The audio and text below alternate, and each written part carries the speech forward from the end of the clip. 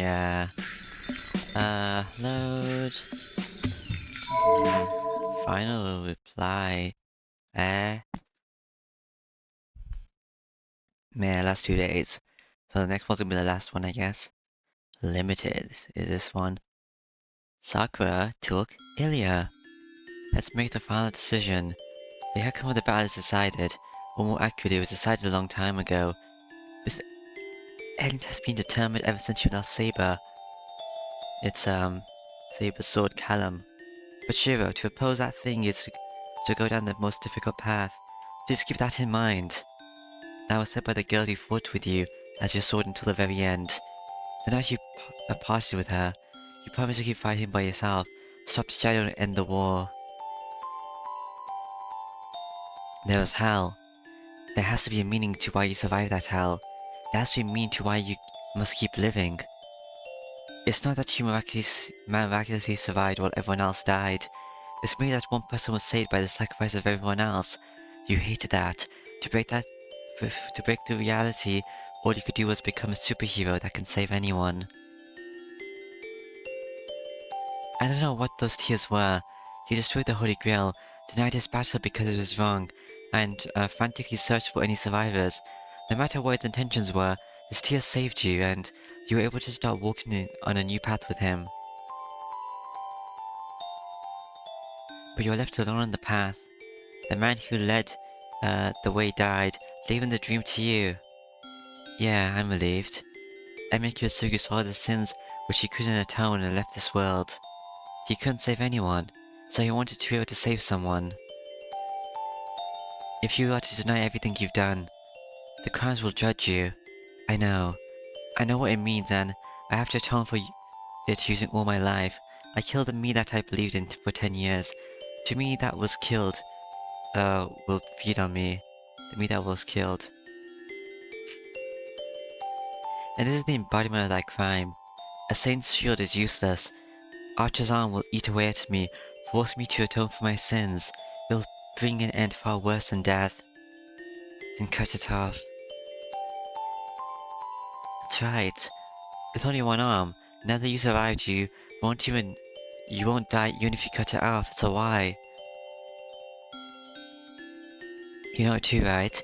You can't choose all, and you can only save one.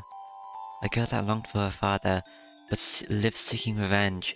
She almost cried, but smiled and swallowed her words so that we could live together, saying we can't do such a thing. We can't live together, so goodbye. It was fun, Oni-chan. Sakura.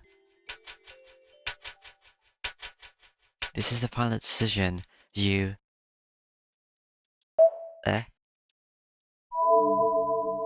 Save Sakura, pick back Illya. We lost. It's so over. Like, is this even a choice? Of course. What about the match is decided? I can't back out now. That's the spirit. It seems there is no need for hospitalization. Kotamin. That is my line. You and Rin were abandoned at the door. I wanted to leave you two since you made a rather ugly pair as abandoned children go. But you were also dead on your feet. Had I done nothing, there would have been 2 dead bodies in front of my church. A church could not afford that image, so I had no choice but to treat you. I figured out the situation I'm in. This is the chapel. There's nothing wrong with my body. The energy that was swallowed by Sakura's shadow has recovered. I lost consciousness back in my yard. It must be the same for Tasaka. Ryder probably carried us here. Ryder has no means of healing wounded people. Kotamin was probably the only one she knew that could heal us. How long has it been? The time is... It is almost 3 in the morning. You must have been sleeping for about 12 hours since you were carried here. 12 hours? That's half a day. I get it from the chair I was lying on. I can't lie around like this. Kotamin, where's Tasaka? She was here too, right? Where is she? I have Rin's resting at her place. They only had your energy taken away, but she had her magic energy taken away. It would have only taken 7 days to recover, but the land of Tasaka is good for her. If all goes well, she should regain consciousness by tomorrow afternoon. I see. So her life's not in danger? No, the soul of that land is special. It is ley lines that is said to have been home to vampires. Wind is her family's hair, so she will be back to her impotent self if I keep her buried for a day. Buried? I think I heard something I'm not used to hearing, but I decided not to ask about it. Let's hope he doesn't literally mean bury. I see. Thanks for the care. I leave the church. I know what I have to do. Follow Sakura, bring Illya back, bring Sakura back, protect the ones I love. So what if the fight's outcome is already determined? I still have the power to fight. So this is no time to be hesitating. There's no time. I can't waste time going back home to find a weapon. No, these people can't be fought with weapons from my house. Sakura and Saber, Zoken an assassin. If Zoken is after Illya, I have to assume all my enemies are at my destination. So where are you going, Miyashiro? I do not know the situation. It's obvious, Illya went with Sakura to protect us. She said to go to the castle if Sakura wants her formal dress. I don't know what this formal dress is, but they're likely heading to a castle. Formal dress? No, never mind that. Master Sakura has become your enemy, then the victor of the Holy Grail War is decided. It's irritating, but Kotomi's right. Zoken and Sakura. Sakura's obviously the superior master, but she can't disobey Zoken. I don't know what she's trying to do with Illya, but it'll end once we meet Zoken. She meets Zoken. No matter how much Sakura refuses him, the quest for one in her body will control her. Hey, more importantly, why are you following me? It'll be too much for you alone. If Illya severely has been kidnapped, I cannot just watch quietly. What? I stopped at my unexpected reply. What did he just say? Too much for me? So you're gonna help me? Are you discontent? You'll be fighting against a greater force. Now that Rin cannot help you, my power should be of assistance. There's no way I'm discontented. I'm happy for any help, but why? There's no reason for you to help me. Of course not. It's just this one time. Do not consider me your ally after you rescue Illya Seville. We can never understand each other. Then it is simply for mutual benefit. Furthermore, they defeated all my servants. Is that not a good enough reason? They defeated Gilgamesh? There's no lie in his words. A lot's happened between us, but he has never lied to me. Sure. Do what you want. I don't know what your intentions are, but neither of us like Zoken. You're probably gonna betray me, but I see. Common ground is good. Common ground is important. I do have some relation to that old man. We started down the hill. We leave the trust together without looking at each other. Yeah.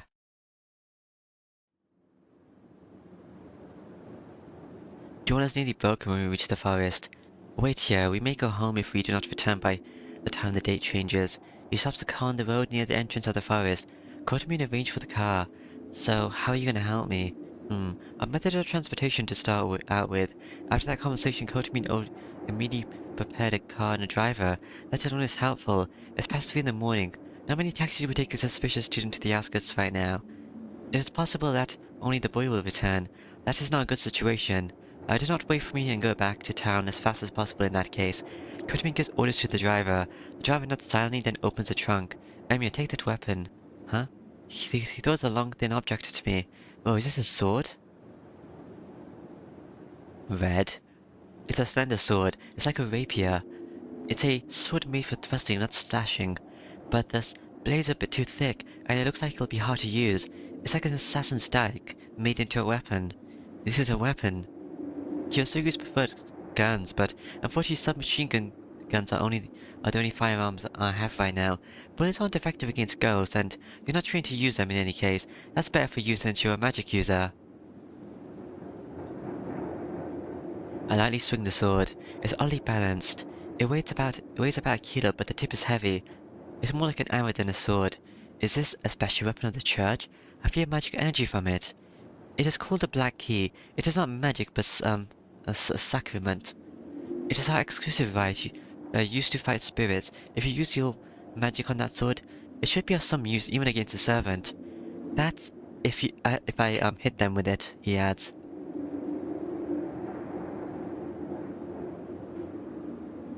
Make sure you do not get into a situation where you have to use it.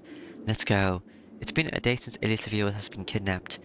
The place has been maybe empty already, but we'll think about that after we get there. We should be able to find out where Mata's Sakura went. The priest, unlike me, goes into the forest empty-handed. I take a deep breath. I put the sword into the sheath and follow after Kotamin. Alright.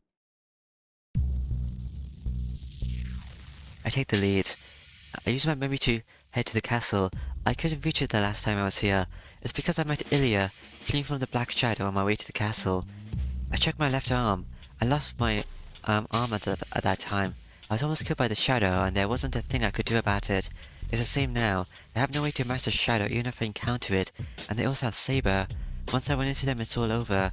If I'm to get Illya back, a surprise attack will be the only way. I'll rescue Illya without Sakura noticing, then... What should I do after that? What can I do to Sakura? How can I take Sakura back to my house? Hold on, do not tell me you intend to build Mata Sakura back. But of course I intend to. I want to save her. Don't even try. We cannot match Mata Sakura nor that Shadow. It'll swallow us, It would swallow us without giving us a chance to talk. You should know that better than me. It'll be just like when I confronted her in the yard. But still, let it go this time. We still have our chance if we put Illya Seville under your care. If you wish to talk with Mata Sakura, then that can come after we prepare something that can match her. A force that can match Sakura, who has an overwhelming amount of magical energy. If anyone can prepare such a thing, it'll be Tosaka. I'll have to project the gem sword we were planning to use against Soken and the Black Shadow. Damn, okay, so connected to... supposed to concentrate on saving Illya for now, right? Right, then let's go. We don't have time. I sat my cheeks to boost my spirit. This isn't the time to be feeling timid. I have to save Illya. Sakura said she'll be killed. I won't let her die, and I won't let Sakura do such a thing. All I can do right now is get Illya away from Sakura. Then I'll concentrate on that for now. Alright.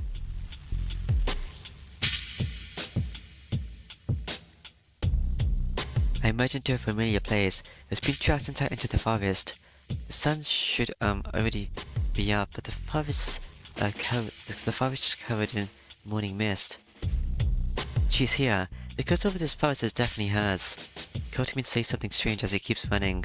The curse over this forest? Can he see such a thing? Kotamin, by curse, do you mean you can pick out Sakura's presence? It is more like a resonance. Well, I do not care, but if we are to fight Mata Sakura, I will retreat. Putting you aside, I cannot harm a Black Sakura. I have no chance of winning even if I fight her. Well, I have no chance of winning either, but... Hold on, what do you mean by Black Sakura? Sakura, she's just possessed by the spirit and she'll quickly be back to normal? I explained that to you before, that the only way to return her to normal is to separate her from the Shadow. There are 2 ways to do so. Eliminate the main body of the Shadow, or wait until Mata Sakura materializes it. You have no way to defeat the Shadow right now.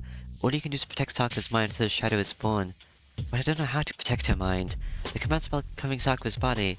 If that's what Kotamin means by Black Sakura, then it's totally turning Sakura into the Shadow. Kotamin, when you talk about materializing the Shadow, do you mean Sakura turning into it? No, I'm sure there is some sympathy, but the main body of this Shadow is the Holy Grail. What is transforming Mata Sakura is inside the Holy Grail, but that is still her Shadow. They cannot exist without her. The main body does not have a form, so exist in the material world being her Shadow. What's inside the Holy Grail will come into this world, unless there is an incomplete Holy Grail called Mata Sakura.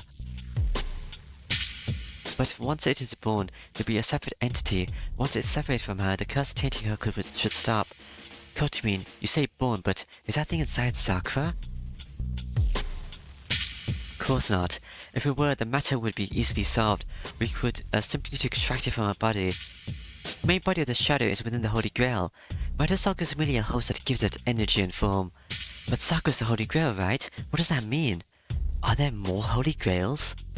Yes, I explained to you in the beginning. The stand has a Holy Grail, and they summon the Holy Grail into the Holy Grail that people prepared. The main Holy Grail, the magic circle, and the brain that governs the rules of the ritual called the Holy Grail War. That is the Holy Grail on this land that Entmans, Tosaka, and Makai prepared. The Holy Grail in this land. All the lords, some of the sermons, making the masses fight and calling down the Holy Grail. If the Holy Grail is a man-induced, then it's obvious that there's also a man-induced cause. Then, if I find that large-scale magic circle and destroy it, I may be able to purge the Shadow invading Sakura's body. Do you know where that is, Kotamin? I have a guess. Ask Rin if you would like to know the entrance. The Tosaka family are the supervisors of this land. The Enspan cooperated with them 200 years ago to secure land for the ritual, and Rin the successor should know where the place is. But that is all after we save Ilya Seville. If Zoken obtains Ilya Seville, she and Mato Sako will be disposed of as the Holy Grail. Mato Zoken has no intention of using the main Holy Grail for him. The two women are enough. Your idea of destroying the main Holy Grail is meaningless. Don't be stupid. I'm not thinking about such a thing. Really? I think it's the most realistic solution for you. It's strange that you won't go through with it. Shut up, so why don't you tell me about it? If you told me at the beginning, I would. You would have destroyed the magical circuit? Nothing will go on smoothly. My goal is the completion of that magical circuit after all. I cannot let you destroy it. I told you that we will be enemies after we rescue Ilya Seville. My goal is different from yours. I am interested in what comes from Mata Sakura, no what is trying to become her. Unlike Zoken, I have no wish. Don't bullshit me. You're the same as Zoken. You're using Sakura to create something and make it yours. Make it mine? Of course not. I have no interest in it after it is born. In any case, no human will be able to control it. What will appear as a phenomenon called hell. If Mata Sakura becomes that, I will die just like everyone else. What? What is that? And his goal's just... Are you insane? You want to turn Sakura into such a thing knowing that you're going to be killed? Yes, my role is to bless whatever is born. That will not change no matter what it is or what situation it is in. There is a life and a will to be born. I cannot oppose that. Emiya, if there is a wish in this world, it must be the desire to be born. But what's in Sakura is... It is not evil. Humans can earn happiness just by existing. As they grow, they will learn of new happiness, of more advancements, as more advanced and complex pleasures. But humans are not happy at the moment of birth. An embryo does not have the knowledge to know what happiness is. Humans start from zero, learn what is fun, and learn what is right. The beginning is at zero. There is no good or evil. There is only the fact that it is allowed to exist in this world. Good and evil. The person's knowledge will decide that. If there is any responsibility, it lies with the environment and the self that raised you. There is no crime in receiving birth. That is why I will bless even the birth of a devil. This is the way I have lived. This way of living is mine. Even if what matters Asaka gives birth to is hell, it is hard to change my nature. I don't understand. I know he's serious. He knows he'll die, but he's still going to bless the evil that will be born through Sakura. I'm never able to approve of this man, but it's true that he's trying to save Illya and release Sakura from Zoken's control. Those that are in conflict, lives that cannot coexist, but we have the same goal. I trust you, right? I can trust you, right? I said we will cooperate. I'll trust you with my back. I reply without hesitation. That's all that's there right now. I have an ally that's better than anyone. I'll just think about rescuing Illya and getting out of this forest safely. Alright? Weapon? What? Why did weapon update? Ah! What weapon updated? The Caliban? I already seen this one. Ba ba da ba. Do do do do. Da da da ba. Black key. One of the charms to repel devils used by the Holy Church. It is a symbolic tool for the agents, but not many favor using it, as it's difficult to handle and has a weak physical attack power. Its effectiveness as a sword is low, and due to its length, it is used exclusively as a throwing weapon. There you called it a dirk. Most of the things they classify as evil are phenomenon and ghosts, so the black key used to fight them emphasizes the ability to intervene spiritually rather than physical attack power. The blade of the black key used by experts or chosen agents are made from magical energy, and only the healers actually carry it around. There are agents that hide hundreds of black keys under their robes. The space is filled with black fire. The luxurious rooms are burnt away by meaningless gasping. Blazing fires like a heat haze. The formless shapes the formerly shapeless shadow breaks through every wall and floor in concert with the host's pain. Getting swelling. The black heat haze dances in tune to the melody. Each time the figure at its enters curls up, close at her throat, and gasps in agony. The old castle's beauty is uh, disfigured further. But this is nothing to grieve us over. This desolate winter castle has been forgotten by everyone. Nobody has lived here or seen it, so it makes no difference even if it's destroyed. Is it like two maids here or something? Outside of Illya Seville. The whole is turned into the Shadow's kingdom. Withering in pain, the woman in the middle is born as king and his slave. It has only been a day since she arrived at this castle with Illya Seville. Matasaku's um, transfiguration is reaching its final stage. As she is one with the shadow, having a physical form is torture. Her mind is being engulfed by pain and the impulse to destroy. If that were all, she would be able to bear it. She's used to physical pain, but the pain of having her existence denied is something she has never experienced. The shadows should not exist. This world has no blessing to offer it. It's okay, the priest is gonna bless it. She tears at her throat. She cannot breathe. I heard they stole the world's power to use to make the Holy Grail and stuff, right? So maybe the world's rejecting it because it's rejecting its own like impure stolen power or whatever. The air is poisonous. Matasaku is turning into a deep sea monster. So being on land is like being in a vacuum. Ah. That's why she dances around like mad. Her sanity broken. She takes her out of anger on everything she sees. She keeps appealing to the unconcerned world about her pain, about her misfortune, and her pain. Yeah. Well, it's about time. She remains Metasaka for longer than expected, but she will turn to the vessel with one more push. Two shadows watch the spectacle. An old Magus Metazokin and his servant assassin. One more push. I'm tired of hearing those words. The match is over. I'm the only servant you need. Have her take in the remaining two. I know, but she does not. She does not try to kill servants she has absorbed. I do not know if it is her a shallow wit or cowardice. Saber and Berserk are still trapped within her. She should kill them, but she keeps them alive. Interesting, so Saber is not the only one. No, it is probably to keep me in check. But how thoughtless of her. The more servants she controls, the more magic energy she must draw from the Holy Grail. It is a supply of magic energy. The Holy Grail steals from the Great Holy Grail, but magic energy is not the only thing that flows into her. She's accelerating her transfiguration. By letting the servants live, her sanity will be lost, and she will return into an ideal tool even if I do nothing. The old Magus laughs, watching the girl suffering. There's affection in his eyes. He loves her.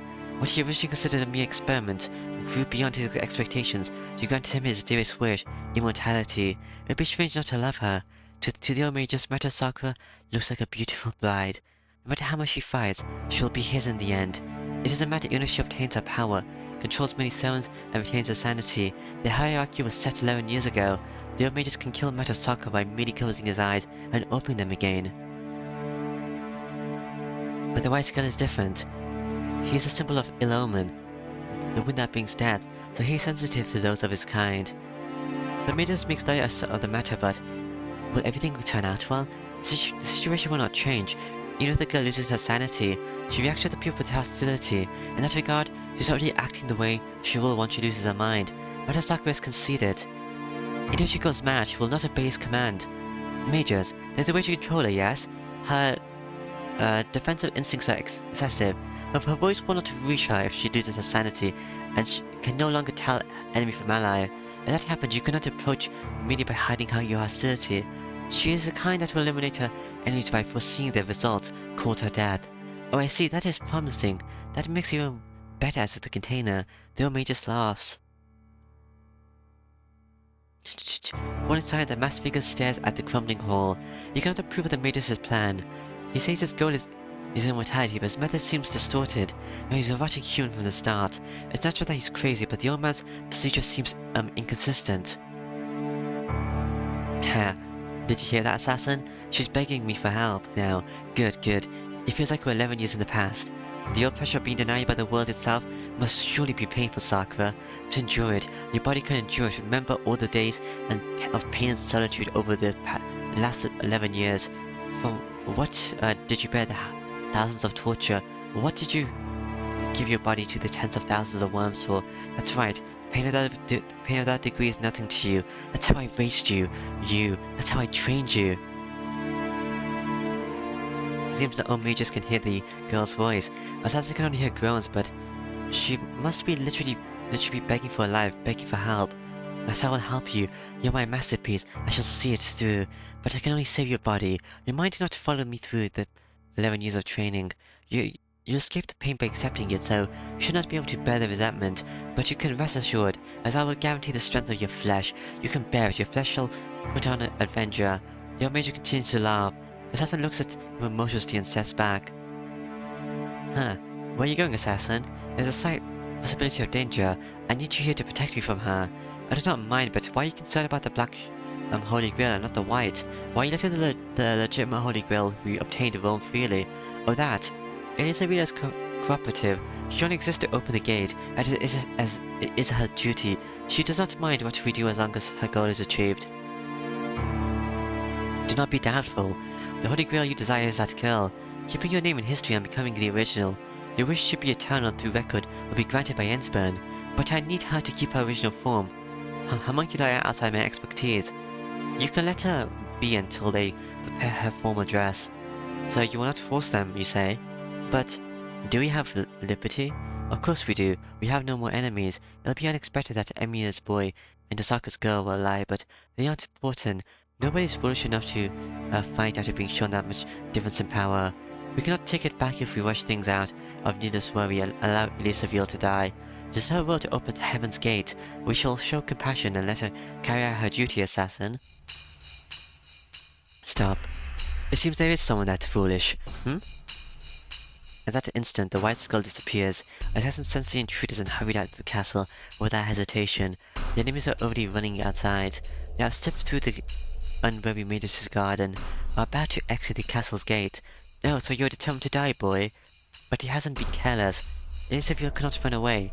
Ensburn's long-standing desire is in her core. The white girl will help him, even if he doesn't force her. It's foolish to run away with such a girl. Even if they escape the forest, she'll come to the land of the Holy Grail, the land of the origin. I have left her alone, but it cannot be helped now. It is your turn, Sakura. You cannot be saved without Elizabeth. If you would like to be freed from that pain, go trample upon them without mercy. With a loud laugh, the pressure of the old Magus recedes. A shadow is cowering in the hall. The shadow that shrouds the entire hall has become a black swamp, from which two dark figures emerge. Berserker and Saber, the girl no longer feels agony. It's not that she's accustomed to the poison now, it's merely that, I see, you came, senpai. Pleasure has suppressed her dark pain. So that's priest wisdom. How stupid of him. He came to be eaten. She raises a finger to the direction of the castle gate, the direction the trespassers have gone. Where they are running even now. Go. You can kill anyone but senpai. Kill anyone else, no matter who they may be. The black giant is released. The unleashed hound roars and disappears with a sudden gust. But then, you won't be able to tell who that is, though, Berserker. She smiles. Slowly she leaves the kingdom of rubble with the black swordsman. Okay.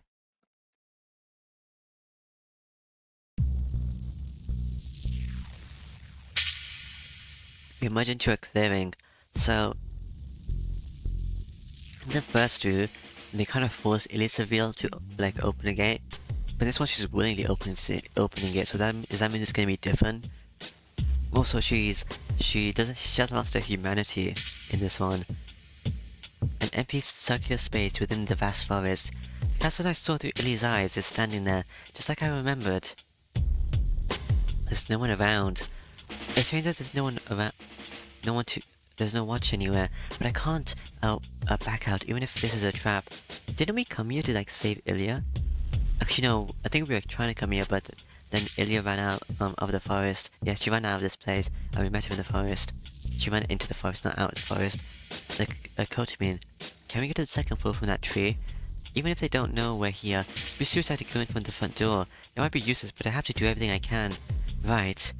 If we wish to sneak in, we should use a waterway, but they aren't the sort to fall for such a time-consuming method. Be able to notice our intrusion once we enter the castle. I'd like to go directly where Illya is held captive and escape immediately, but the priest looks up to the castle pondering. He narrows his eyes as if trying to look through the walls, staring at each window in turn. What a surprise, it seems they really do think lightly of us, Semia. A happy voice. What?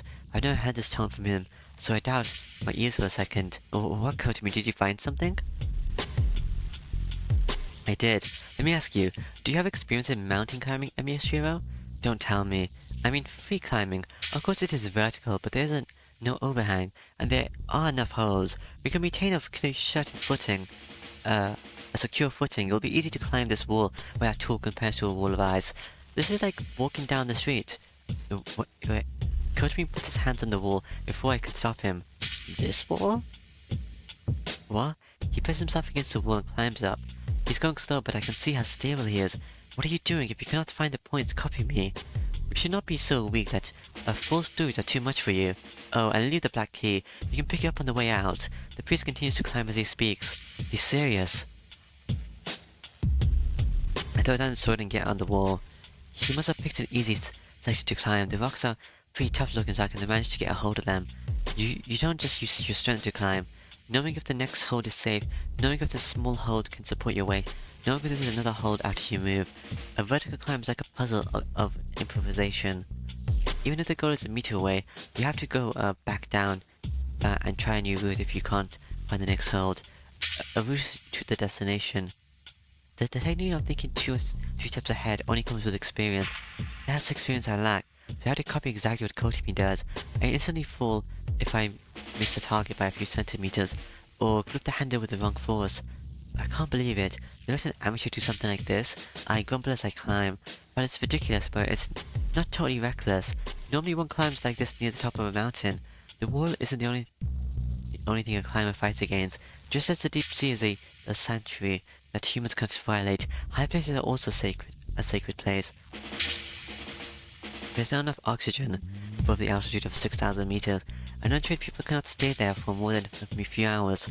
Nausea, dizziness, and brain edema from lack of oxygen, and finally death. This is a hell that gets worse the higher you go. An intense cold, your bare skin would freeze, and even a slight scratch would turn into necrosis. Climbing is done in such extreme environments. Compared to that, merely climbing a wall is hardly impossible. But still, it's still hard. I can only use the tips of my finger. I have to put my weight there and support my body using a small foothold. I can't keep up with him unless I've trained every inch of my body. Huh, hold on, she moved. I thought it was above, but she's actually below us, Emiya. Go down to the third floor window and go inside. Hey, are you crazy? I'm not a spider, so I can't do such a thing. Kotomi, there's a window. How can I go inside? I don't care, break through it. You fool, if it was gonna be like this, it would have been much easier for you to just go inside using that tree. I jump into the castle. I break into the window and jump in, using the same motion. I gather with both hands, swing my body at the window and kick my way in. I roll around the expensive looking carpet. My body was falling when I swung my legs. If I'd kicked out a bit later, I would have hit the wall and landed back first on the ground. Damn, I would die if I fell on my head on the third floor. It's dangerous to kick into a window and roll while scattering glass shards, but it's no worse than expected. Hello, Illya. Shiro? The instant I raised my head, all trifling matters escaped my mind. Illya. I forget I'm in enemy territory. I recall what happened in the yard. Illya told me goodbye with a false smile. Unbelievable. Why did you come here, Shiro? There's nothing you can do now. Are you going to waste your effort again? Cold voice. Illya puts on a cold face. I'm used to it. I'm used to seeing that face on her, but you still don't understand. You can leave Sakura to me. This is my duty. So you can just go home and... Idiot, don't say dealing with the aftermath is your duty. I slap her across the cheek, unable to forgive her. What? How dare you? It's not like a gentleman to slap a lady's cheek. I won't forgive you if you do such a thing to me. It's me that won't forgive you, you idiot. I'll be punching you if you were a guy, you bad girl. I yell back at her. I'm happy to be able to see her, but I'm really angry. What? I didn't do anything to make you mad. I wanted Sakura to fulfill my role. It was the best decision I could make, so you don't have the right to complain. Shut up. I don't care about that. Look, I don't know about your role. I just came to bring back a bad girl who ran away selfishly. I won't be tricked no matter how much you bluff and pretend you're alright. I'm going to take you home as long as you don't want to be here. What? Who's bluffing? I'm not hating it. This body is made to be a holy grail. I don't like becoming the key for them. But if I can use the power of the holy grail, Sakura will. Let's call it bluff, you idiot. Look, I don't care about the holy grail. Illya is Illya. If you want to stay as yourself, just ignore this. Don't sacrifice your life for someone else. She looks away. She bites her lip and... That goes for you too, Shiro. Murmur something I can't hear. Fine. Let's say I don't like this whole thing. What about it? We can't beat Sakura nor run away from her. It's impossible to get me out of the castle. That's why Zokan's letting me roam free. He'll overlook you for now, but you won't make it out of the forest if you're with me. Whoever dies with Jack be telling me to go back. Wow.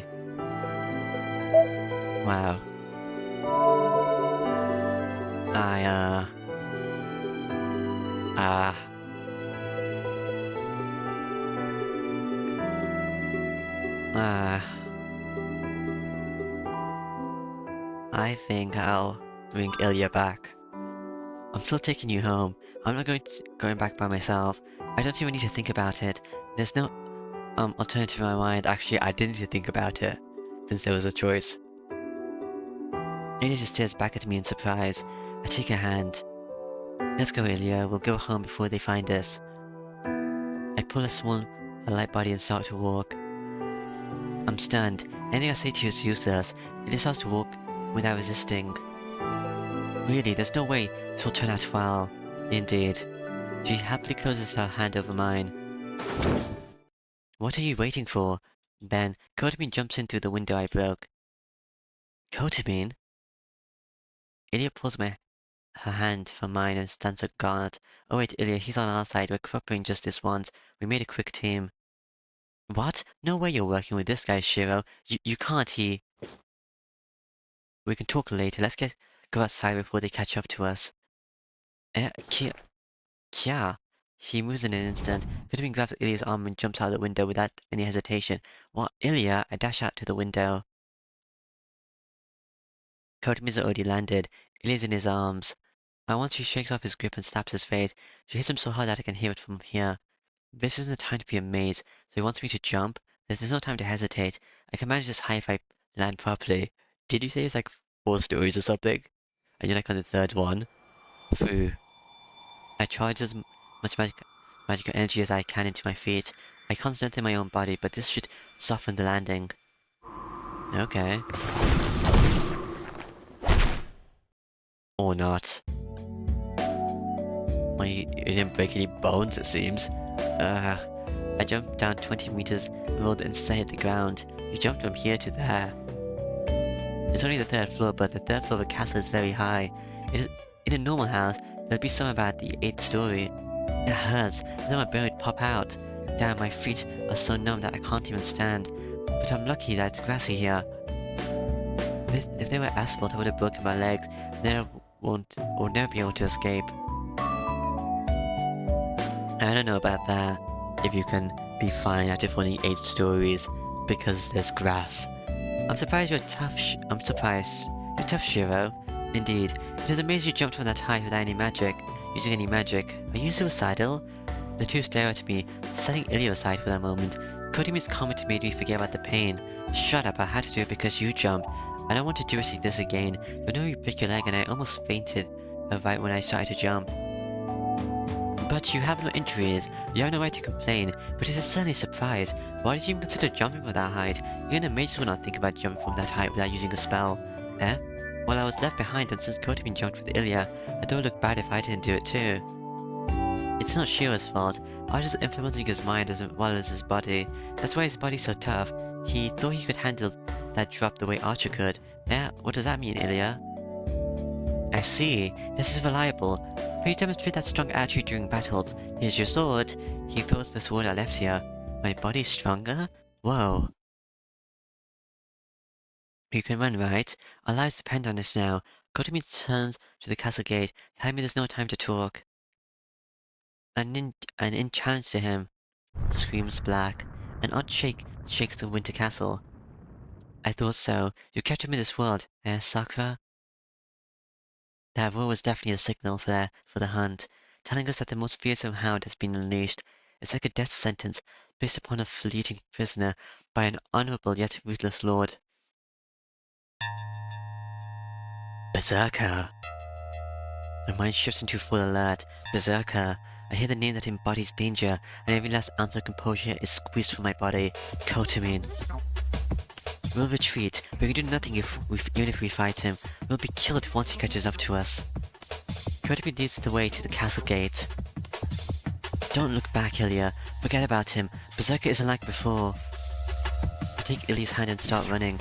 We can't be holding back right now. If that mad warrior is after us, the only way for us to survive is to run with all our might for the whole 3 hours to the forest's edge. It's hard to breathe, a darkness I cannot ignore no matter what is overtaking us. I run through the forest. I certainly don't see anything behind us. All I hear is the sound of raging wind. The pursuer is not a hound but a huge monster. And he can slip in between the trees like us. He can set follows by knocking aside whatever blocks his path. It feels like we're being chased by one of those heavy drills used for digging holes. It's like there's a big black wall bearing down during golfers. Ah, God, no, I can't run that fast. I slow down to Ilya's pace. This is bad. The enemy's speed and ours are about the same. He'll catch up to us in about a minute if I try to run while carrying Illya. No, I'll stay here. So escape by yourself, Shiro. He hasn't caught up to us yet. Get on my back. One little girl's way is nothing to me. Illya, that's not true. If you do that, he'll be on us in no time for sure. Cute. What should I do? Should I carry Illya or run, or will I fight that monster? I can't even match Assassin. Fighting one-on-one against a strong soul with this bothered sword? Ah, no. Stop. Please don't make me. There's no way in the world I can beat that monster. I'll die if I stop. He'll definitely kill me. The moment I face him with him, my body will be sliced in half. It also crush my strength like a machine, and all while I'm conscious, and there was no need for that. I'll carry Illya Seville. What? We both turn around. I don't even have time to be surprised. Kutumi walks over to us and picks up Illya and starts running. New CG. Whoa. Whoa. Whoa. He's fast. Kutumi has a good build. With his height, he should be able to easily carry Illya and run. But we're in a forest. Even though the ground is uneven, trees are scattered everywhere, and his arms are full, he's not slowing down. Yeah, he's pretty fast, I guess. Kotamine. He runs full speed after him. We're at equal speed now. Kotamine is carrying Illya while I'm running without any shackles. In a forest where we might trip at any moment, we run at a pace of 100 meters per 7 seconds. 100 meters, wow. My heart beats rapidly. This isn't normal. I'm running too quickly. It's not possible for a human to run at almost 30 kilometers per hour through this terrain. My left arm throbs. It feels like my left arm expands beneath the cloth. This is probably what Illya was talking about. After his bad experience, it's the only thing flowing into me. His physical abilities are now flowing into me. An overdose of strength enhancing drugs. The poison slipping into my body lets me demonstrate abilities beyond my limits. That's fine.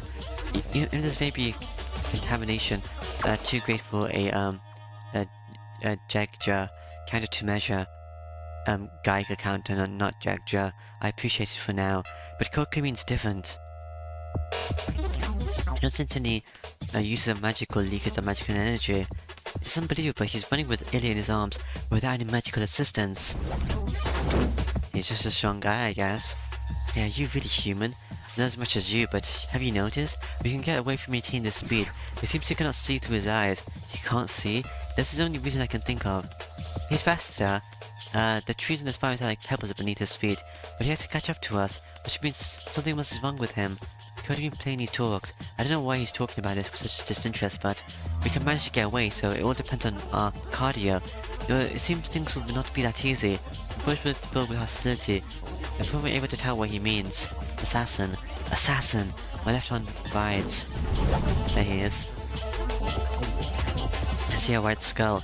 Assassin slips through the trees beside us, as if laughing at our attempts to escape. Crap!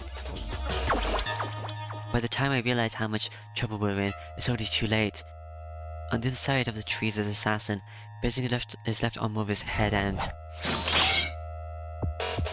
Someone parries before it can pierce my skull. I gasp. There's only one person that could do such a thing. Kotamin? Kotamin is carrying Illya parry the attack that was fired without any indication. How annoying.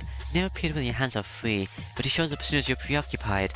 Kotamin slows down. The priest frowns and glares at the black assassin keeping pace with us. Kotamin? I'll leave Illya to you. I shall take care of him in turn. I am a priest after all. I have experience with exorcising evil spirits.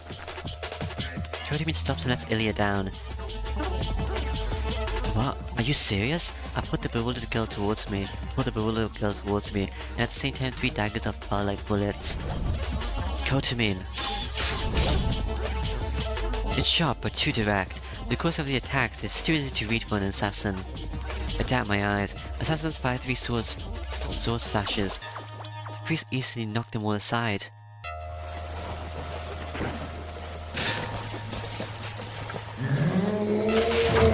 Screaming black. Berserker! Damn, that was close. The catch-up just should slow down here. This is no time to be indecisive. I have to go ahead with Illya. It's fine, right? I'm going Kotamin. This is what I'm telling you. You don't need to worry about me. I guess we're going to Saka's place. I hold Illya in my arms. I can't run as fast as Kotamin, but this is still faster than having her run with me. So Saber's still at the house. I turn my back to the priest. The dark voice coming from another part of the forest. It's surely coming closer while destroying everything in its path. I have nothing to say to Kotamin. Trusting him with my back and running with all speed will be my best reply. Right when I'm about to start off, Illya, do not kill that person. If the one you saved is a woman. Illya, do not kill the person if the one you saved is a woman. Having her die in front of you hits you pretty hard. The priest says something strange. His voice heavy with diversion. Huh? It's just a meaningless warning. Hurry. If you only pursue us, Berserker, you should be able to escape. The rest of the fight is up to you, Emishiro. What? I didn't start off. I wonder if Gilgamesh is alive, or did Sakura kill him? Their shadows recede into the distance. I forgot she killed him after she got attacked. His back is so far away. I have a bad feeling. I think we'll never see each other alive again. Maybe he's dead. Maybe he's alive. Interlude fight 15-2. It's a bit abrupt, but driving away evil spirits it's not a priest's duty. The priest preaches about the teachings of God, but doesn't drive away evil spirits. The God is one and absolute, superior and all-knowing, the spirit that created the perfect world. The true God would never allow evil to disgrace the world that he created. But evil still exists, corrupting men and tainting the world. God's world is being desecrated by something that should not exist. This is how they define the contradiction. That even evil that threatens mankind is a necessary part of the world. It is something worthy of love. In this regard, evil is a messenger from heaven.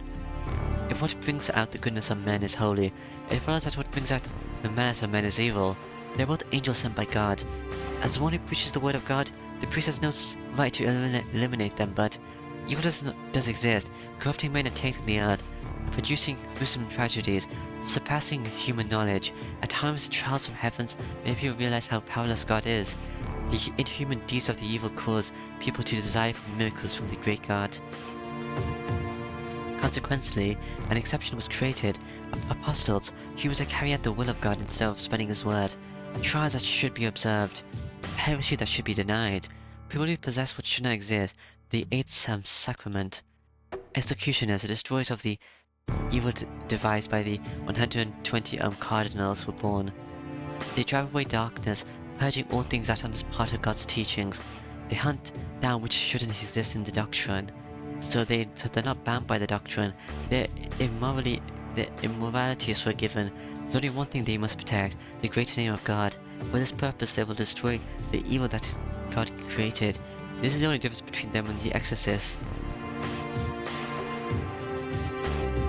Executioners, I hear the church teaches to be frivolous as the pigeon, yet adaptable as a snake. It seems that you're no exception. The white girl laughs. The priest Kotamin carries an answer but checks his weapons.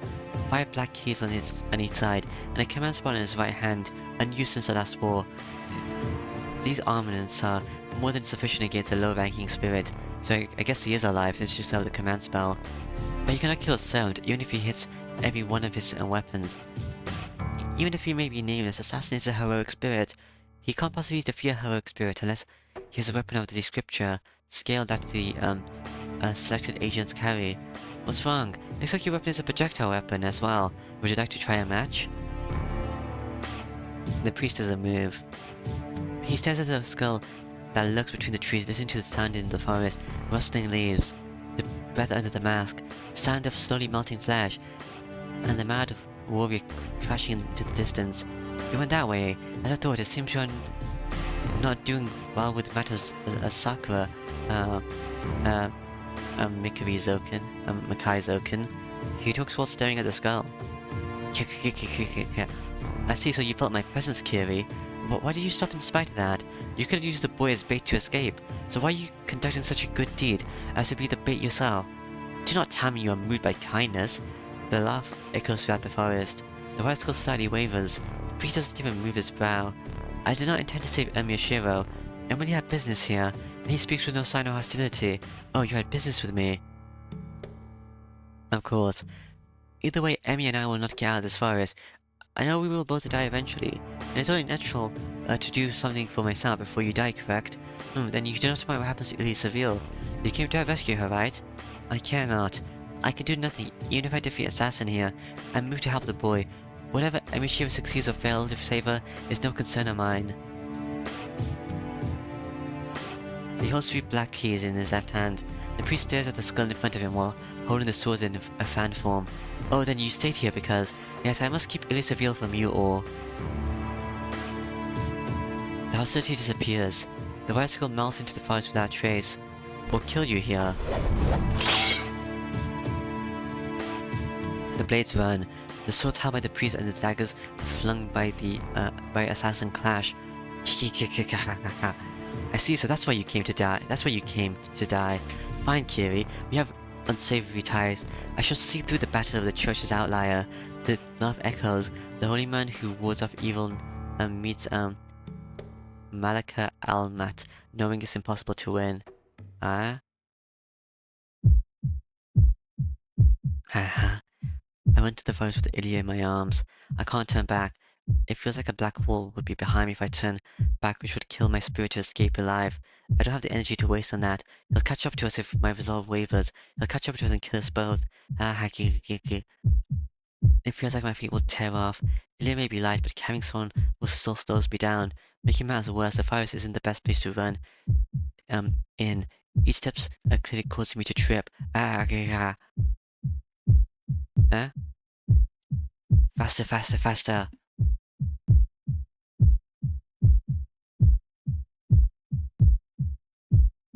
He'll catch up to us unless I run faster. The presence behind me is getting closer by the second. There's no time to be moving this quickly. I have to run faster. Fast like Kotomi and run away from Illya. My heart feels like it's about to explode. It's painful, I can't breathe. The muscles in my legs are about to tear, and my bones are screaming to break. It's painful. How long have I run for? I'm running frantically through the forest with Illya in my arms. I've covered 5 kilometers already. Then again, I'm sure I'm better I can't think, so it might be twice that. I run at full speed without slowing down. But it won't go away. I'm running full speed, my heart and muscles are about to stop, yet the presence behind me is getting larger.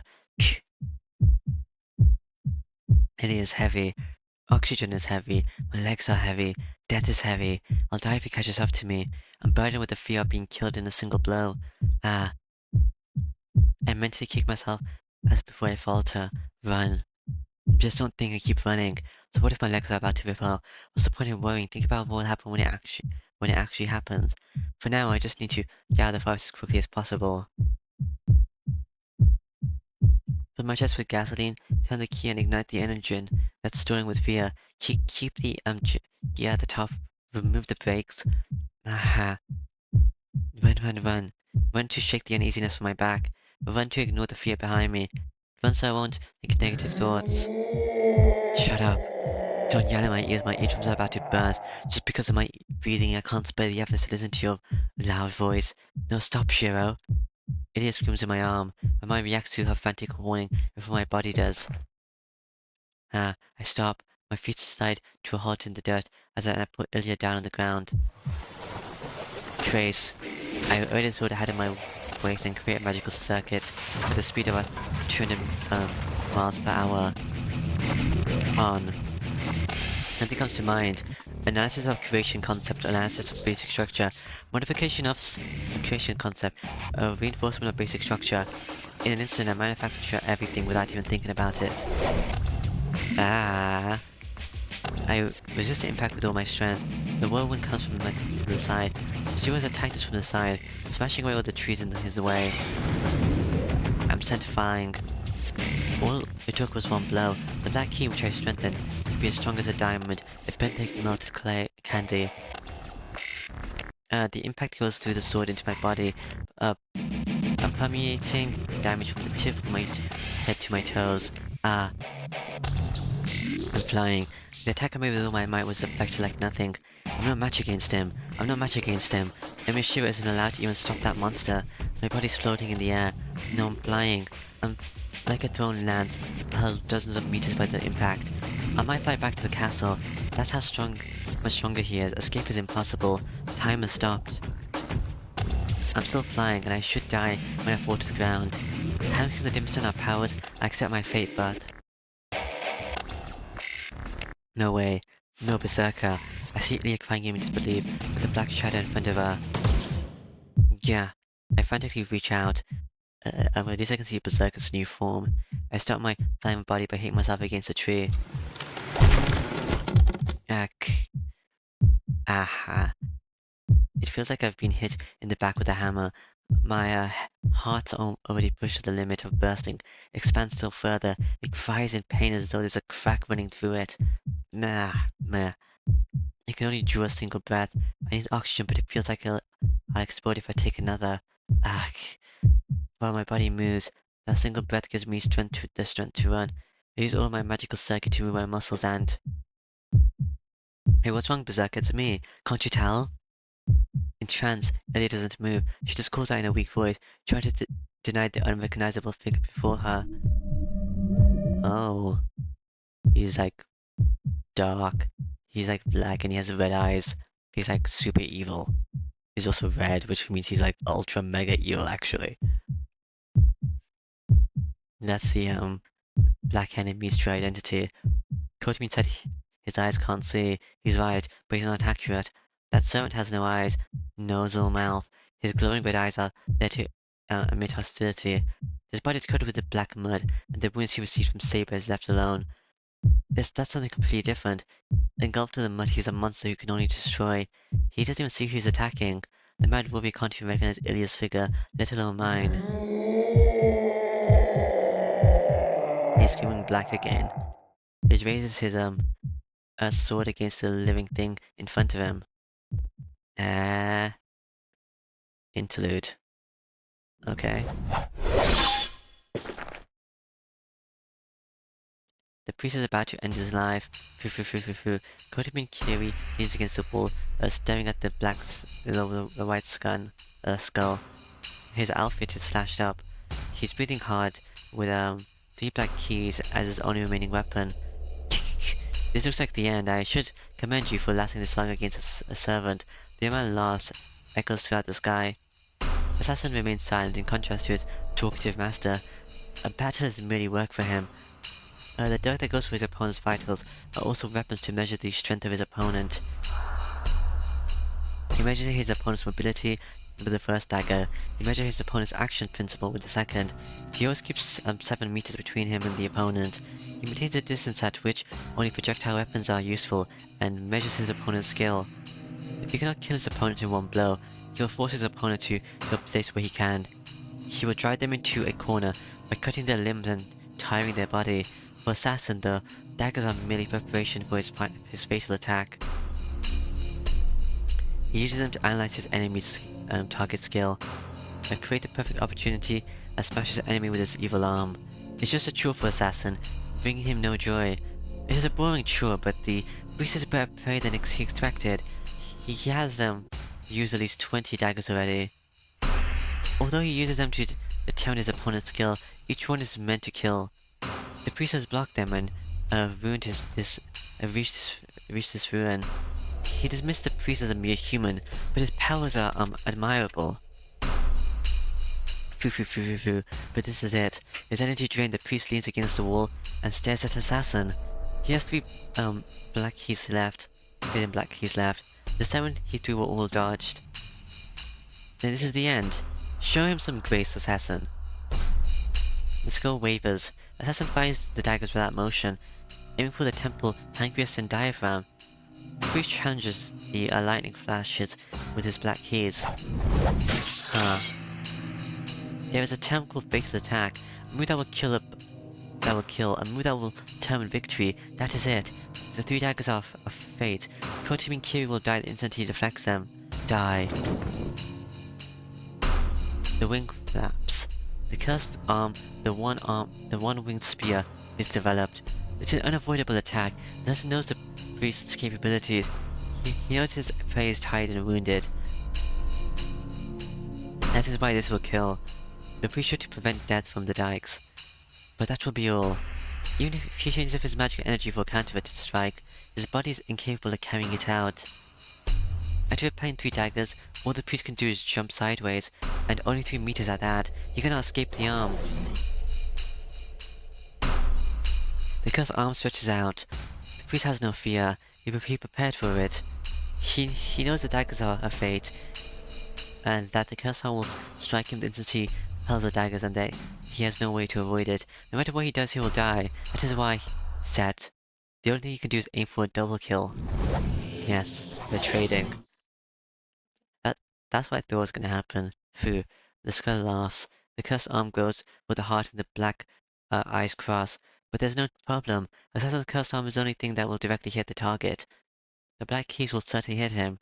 How unfortunate. No matter what magic he puts onto the sword, the black keys cannot kill Assassin. Now that sucks. I guess they don't trade.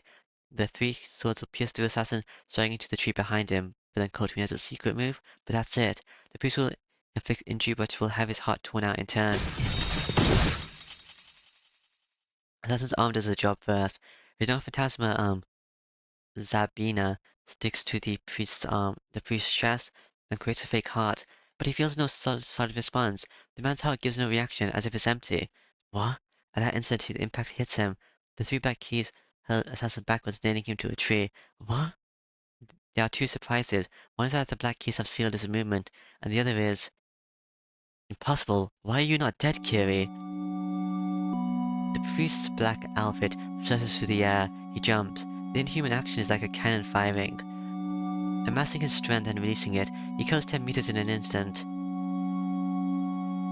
Up to the trees above, he instantly seizes the head of Matozoken, the one who has been observing the battle. What are you doing, assassin? It does not need to be said. His bodyguard is swooned to a tree by the black keys. To the assassin, this is only a scratch, but the holy nails make it impossible to save the old man. I will kill. I will let live. I will harm and heal. No one will escape me, no one will escape my sight. Why chance an enemy he knows he cannot defeat? This has always been his announced intention. Damn you. Be silent, you'll bite your tongue off. The priest grabs his head and drops to the ground. Be crushed. I welcome those who have grown old and those who have lost. Devote yourself to me, love me and obey me. Rest, do not forget song, do not pray, and do not forget me. I am light and will relieve you of all your burden. He shows no mercy. The priest smashes the old magus' body on the ground, crushes his bones and smashes his head against the wall. Can't he just steal someone else's body? I see, so you'll kill me very well. Do what you wish, but what will change? Do you think your wish will come true? Do not pretend. Retribution for forgiveness, betrayal for trust, despair for hope, darkness for light, dark death for the living. He walks, leaving a smear of blood across the stones as he goes. Such a hopeless wretch. Do you think still seeks mundane happiness? Do you still not understand that such a thing does not exist for you? The blood and flesh paint a picture on the wall, all that remains of the magus is his head. His body has been ground away against the stone, and not even half of his head remains. Even with his brain pasted to the wall, the mermaid just gives off his last laugh. Relief is in my hand. I'll add oil to your sins and leave a mark. Eternal life is given through death. As for forgiveness here, I, the incarnation, will swear. You'll never find it, Kiri. You were defective from birth. Just stand and watch, never fitting into the world. Kyrie Elysian. What? Is he like gonna perma-die? My laughter is cut off. The shape that cannot be seen with human eyes withers away. Baptism chant. Within the systematic basics of their magic, the teaching of gods are considered the greatest weapon against spirits. The key of providence that eliminates wandering souls. It sublimates the wish of the 500-year-old magus with great mercy. He's dead.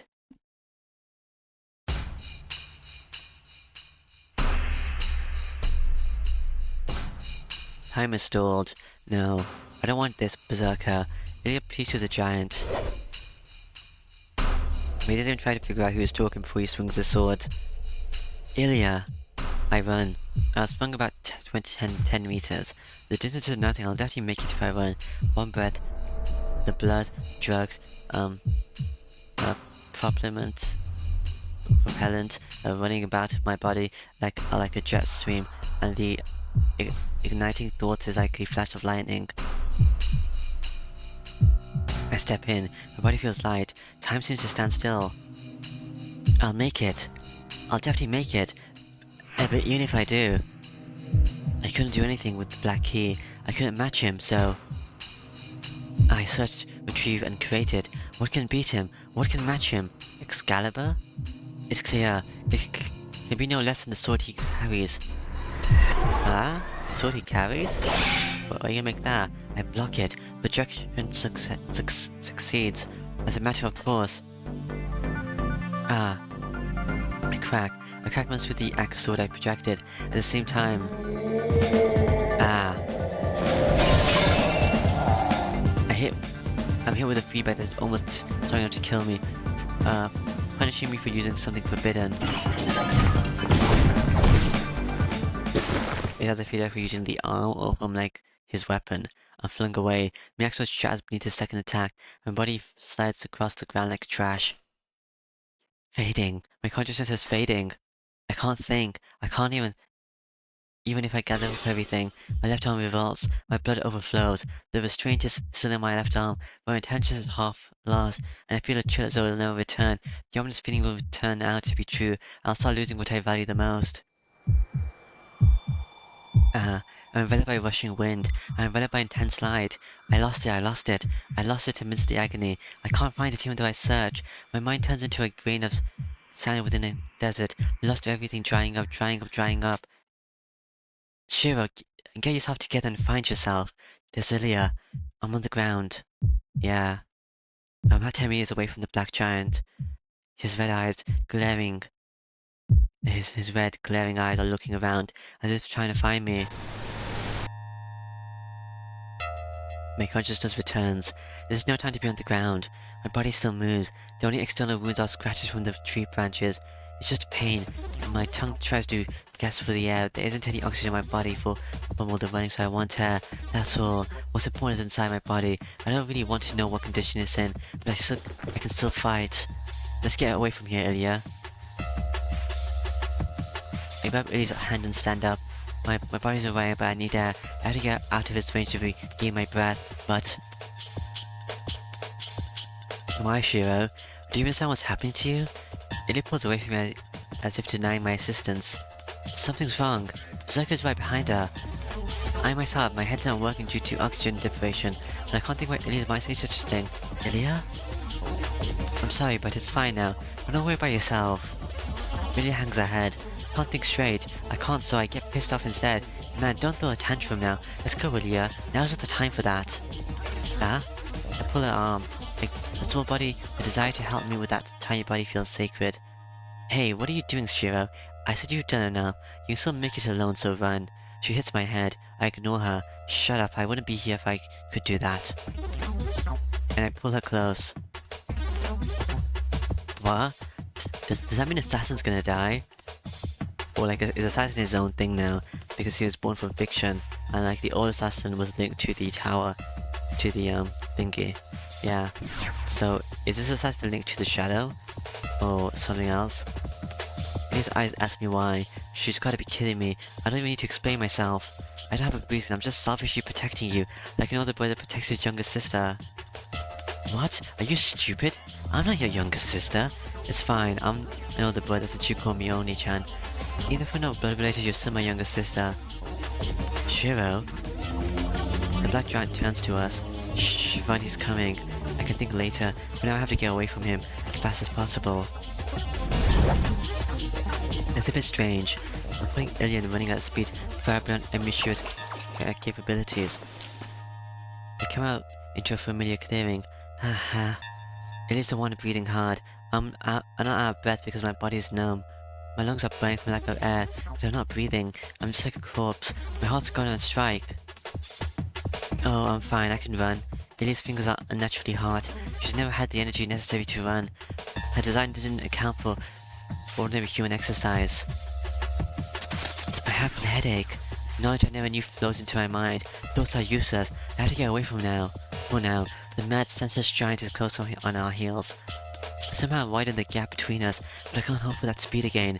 My legs are shaking and I calmly analyze that I can run only for about 10 more meters. Illya can't keep this up either.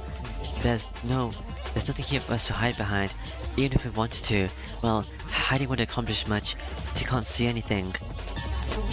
Perfect. But we're fortunate. There's a crater. It's the scar on the earth made by Saber's Nova Phantasma. This way, Illya. I take Ilya's hand and jump into the crater. The trench easily holds 2 people. I lean against the dirt. Raising my head for the air, I see the sky.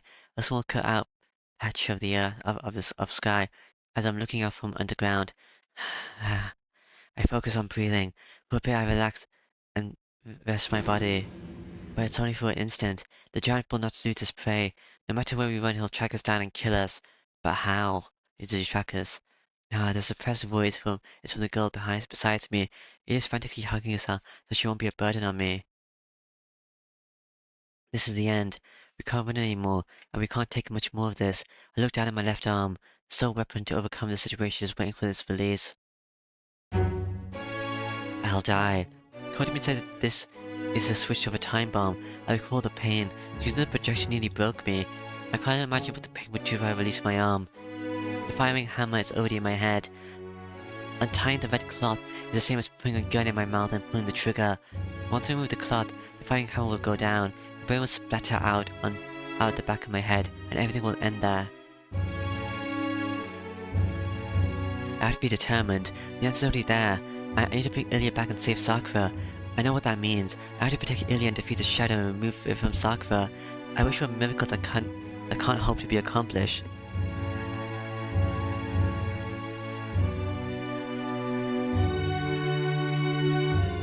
So wishing with all my might. I know it's a dream that can't make come true, but I've never thought of giving up. And I have to go. I have to save Sakura and Illya. It's impossible. Sakura's facing death and only destruction awaits her. Someone said it would be a miracle to save her. That's right. That's impossible with human powers. If I'm to perform a miracle that exceeds human capabilities, I need an appropriate compensation. I can't protect myself and someone else, but someone has to take Sakura's place in order to save her. The ground's trembling. The embodiment of this storm is closing in. I'm going to defeat him, Illya. Eh? She looks up in surprise. Illya notices that my right arm is on my left arm. No, you can't do that. You won't come back once you use the archer's arm. You'll die. No, you'll be killed first. You haven't done anything wrong, so you don't have to go that far. I'll bear it. I'll somehow bear it even if I almost died, so you don't have to worry about me. Oh, and let me correct you. I've done bad things too. Eh? Shiro? There I'm going. Wait here, Illya. I pat her head and walk away. I get away from Illya. I'm going to attract his attention and fight him head on. I have to get away from Illya so she won't get involved in this fight. It's time. I place my hand on the knot on my shoulder. The knot by my wrist is tied, so if I'm going to take the cloth off, it'll have to be from up here. I just need to pull it all off after that. Then I'll be assailed by the pain that's 10 times worse than all I've suffered until now. Coding me inside is the switch of a time bomb. The fuse will be lit once I take it off. I don't know if it'll explode in the next minute or the next day. All I know is that I can't put out the fire once it's lit. My mouth goes dry. Fear doesn't go away with determination. I want to scream out of sheer dread. If I'll be sane or not. I'm scared of myself. My death is only natural. I'll be killed even if I stay here. If I'm going to die either way, I'll choose the method that will keep me alive longer. So there's only one thing I'm scared of, and that is the possibility of losing my mind before my body dies. Will I be able to bear the pain? I might lose my sanity and forget about Illya and Sakura. I might even forget the promise to protect them. That's what I'm scared of. That's the only thing I'm scared of. That's why I sealed it. I can't use this arm even if my life's at stake. Berserker's appearance isn't someone else's business. I'll be like him if I give in to the pain and lose my mind. Now the people will always be with me as long as this arm exists. This arm's the embodiment of a nightmare that seeks to kill me. But why did I keep this arm in spite of that? Then cut it off. There's only one reason. The arm exists to be used, and he entrusted me with it because it'll be needed. He said I'll be judged by myself. Illya said I haven't done anything bad. Yeah, that's good enough. The atonement lies here. I betrayed myself and sacrificed many lives. It's something I can't give up, and that's why I continue to live. I put my hands on the red penalty. Live or die. I take a deep breath and rip the cloth. At that instant, the world crumbles apart. Blowing despair, a strong wind that's faster than 100 meters per second. A fierce wind that doesn't allow the existence of living things, let alone one to stand up. Therefore it's not a wind, it's a steel. My body's crushed by the pressure. My eyeballs are squashed. My back sinks into the wall. I can't lift my hands or my fingers. My blood flows backward. My mind is bleached white. There's no pain. Feeling pain and enduring is too human-like to happen here. I'm melting. I can't even groan in protest. There's nothing. I have no way to fight it off. I have to move forward, but I can't move a finger. I'm melting into whiteness. My body and mind impassively crumble apart. Go forward. Why am I here? Keep going forward. But what am I here? Go to the side. Why am I fighting? Pass through the wind and go move forward.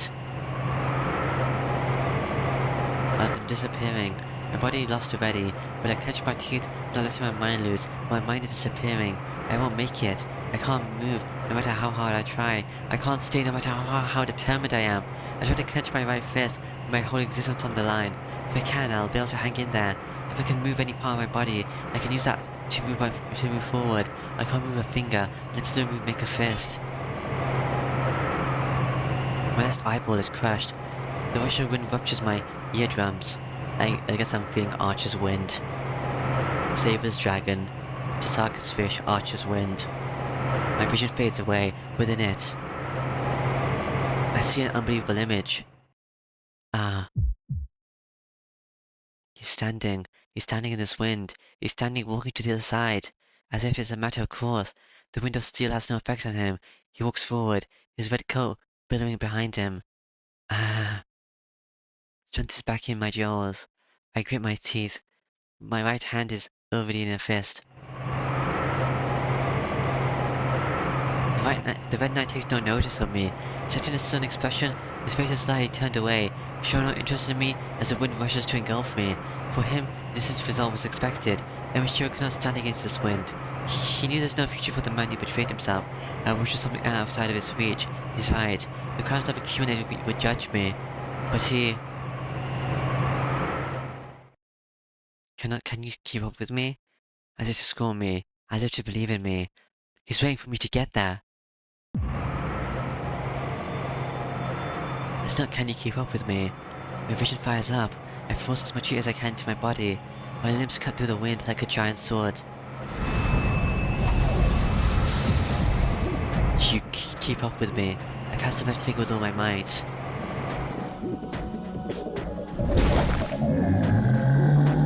I step onto the ground. The winds die down.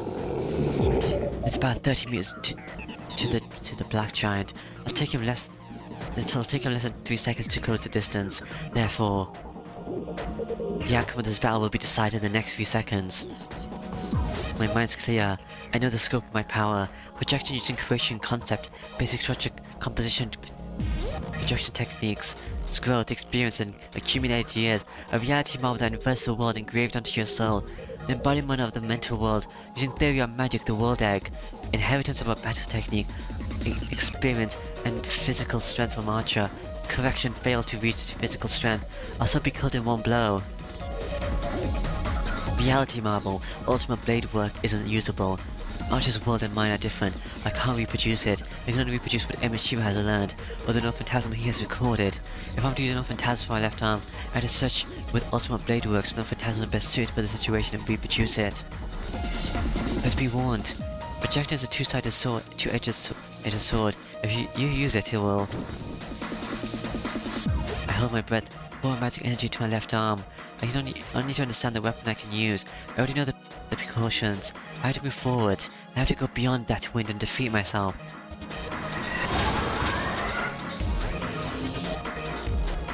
Trace on. I stare at it. I see through his giant sword. I open my left hand and grasp the imaginary handle of the weapon that has yet to exist. An extraordinary weight. Emishima cannot handle this giant sword, but my left arm will definitely reproduce the strength of my enemy.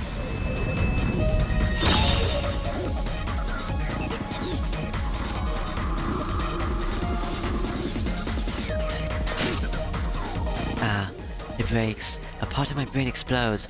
My bones break, not being able to withstand their own flowing magic energy. It's unsided like apple skin. Here I come. There's no need to worry. The arm will reinforce the broken parts. I'll give my undivided attention to killing him for certain. He notices me. His hostility now has focus. Recognizing my use of magic energy as a threat, his eyes move. They're like ominous stars. The giant gives a death cry and runs to kill his enemy. Mad warrior. The giant is insane but still the same. He's fighting in his battle against Saber. He's blind and insane. His life has ended twice over, and his body's rotting, but he's still fighting to protect Illya. 1 second. The running giants won't stop with one blow, and no projection is useless against him. Chasing won't do the trick. I can't beat that giant unless I use projection past my limits. Therefore, trigger off. 9 in my head. Use all 27 magical circuits in my head and smash it into one blow. 2 seconds. He's right before me. His master sword is upraised. Torrent. Swirling vigor. He steps forward and I confront him by also stepping forward. Upper arm, collarbone, windpipe, temple, diaphragm, rim, testicles and thigh. I take aim at the 8 targets. Set. 9 lives blade works. I suppress the crashing speed of sound using Godspeed.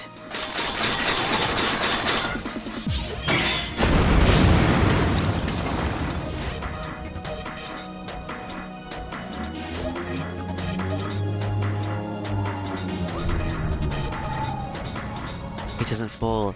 His entire body has been torn apart by his own weapon, but Berserker still alive. I step forward. His weapon is in my left hand. I'm faster. Like another fishing blow before Berserker, who's missing an eighth of his body. I raise the giant sword up to his chest and thrust it like a lance. But I lost. I put all I had into it, using every ounce of this unfair advantage I have, but it still wasn't enough. Berserker's attack draws near. It swung down with hurricane force. I twist my body, I use all my abilities to evade his attack. I saw it coming, so I can dodge it. Berserker's attack will only graze my head. That will still kill me instantly. Even a grazing blow from that monstrous blade will be the end. A direct hit can even destroy the ground. Even a brush with the tip of his sword will scratch my head like tofu. The giant sword comes crashing down. My vision freezes the instant my head is blown away, but the sword swung with blinding speed. It stopped with blinding speed. The death blow never comes. Is it Saber or is it Illya? The black giant is looking forward. Or is it Kotamin? Not just me, but who's under him. He's saying that the white girl who emerges from her cover. I pierce him. Without hesitation or mercy, I drive the giant sword into his heart. There's no counterattack. Berserker exhausts the last of his life force and crumbles to dust for good this time. And at that moment, as his red eyes fade, they remain focused on the girl, telling me to protect her.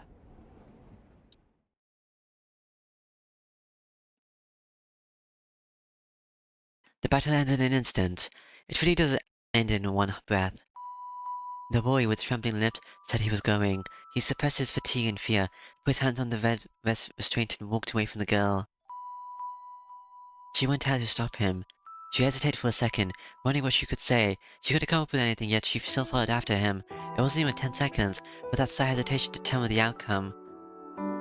She emerges following the boy. The battle already ended. The giant who had protected her disappeared, his eyes fixed on her. The wind blows through the clearing, as if signaling that the conflict has ended.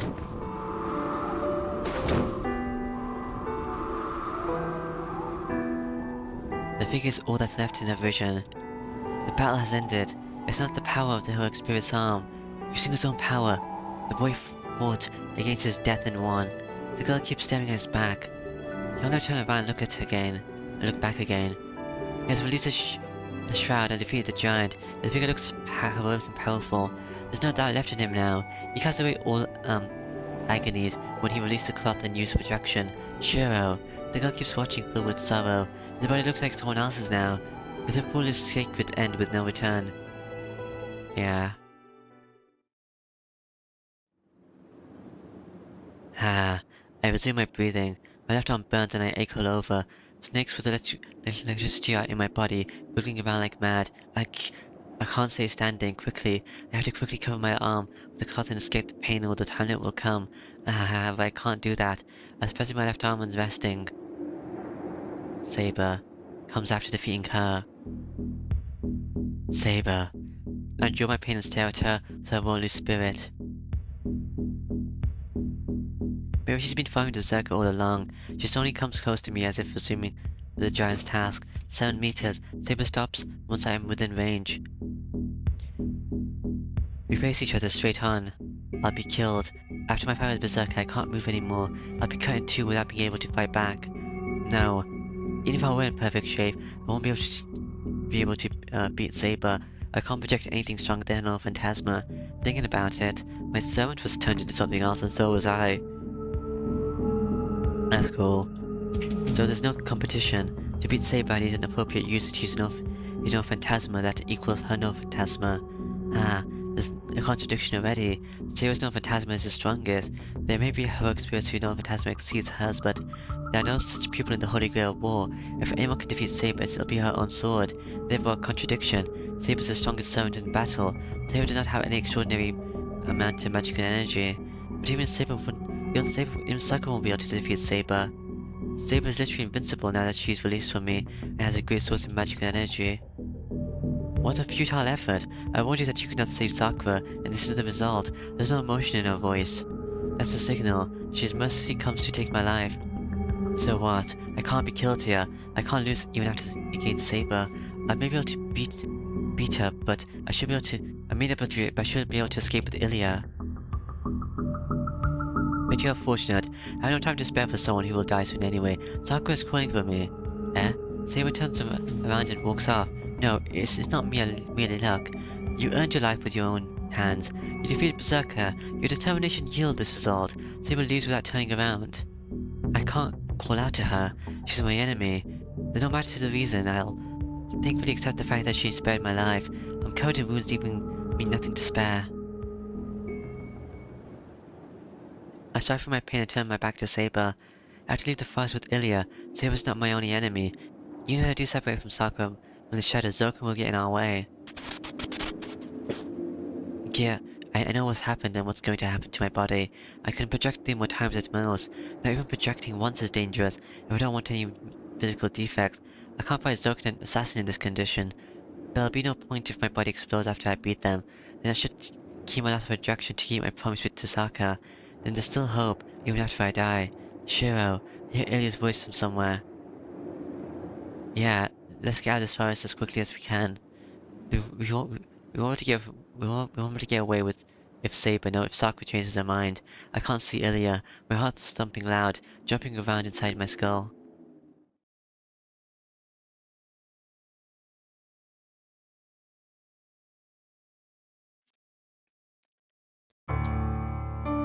Purification by the holy word. The priest's exorcism disperses Metazoka's spiritual body. Only two figures remain. One is a Kotimin Kiri leaning against the wall, with wounds all over his body, his cloak red with blood. The other is a masked assassin, bound to a tree by the black keys. You completely eradicate the Mage's executioner. Did you know he was a collector of worms?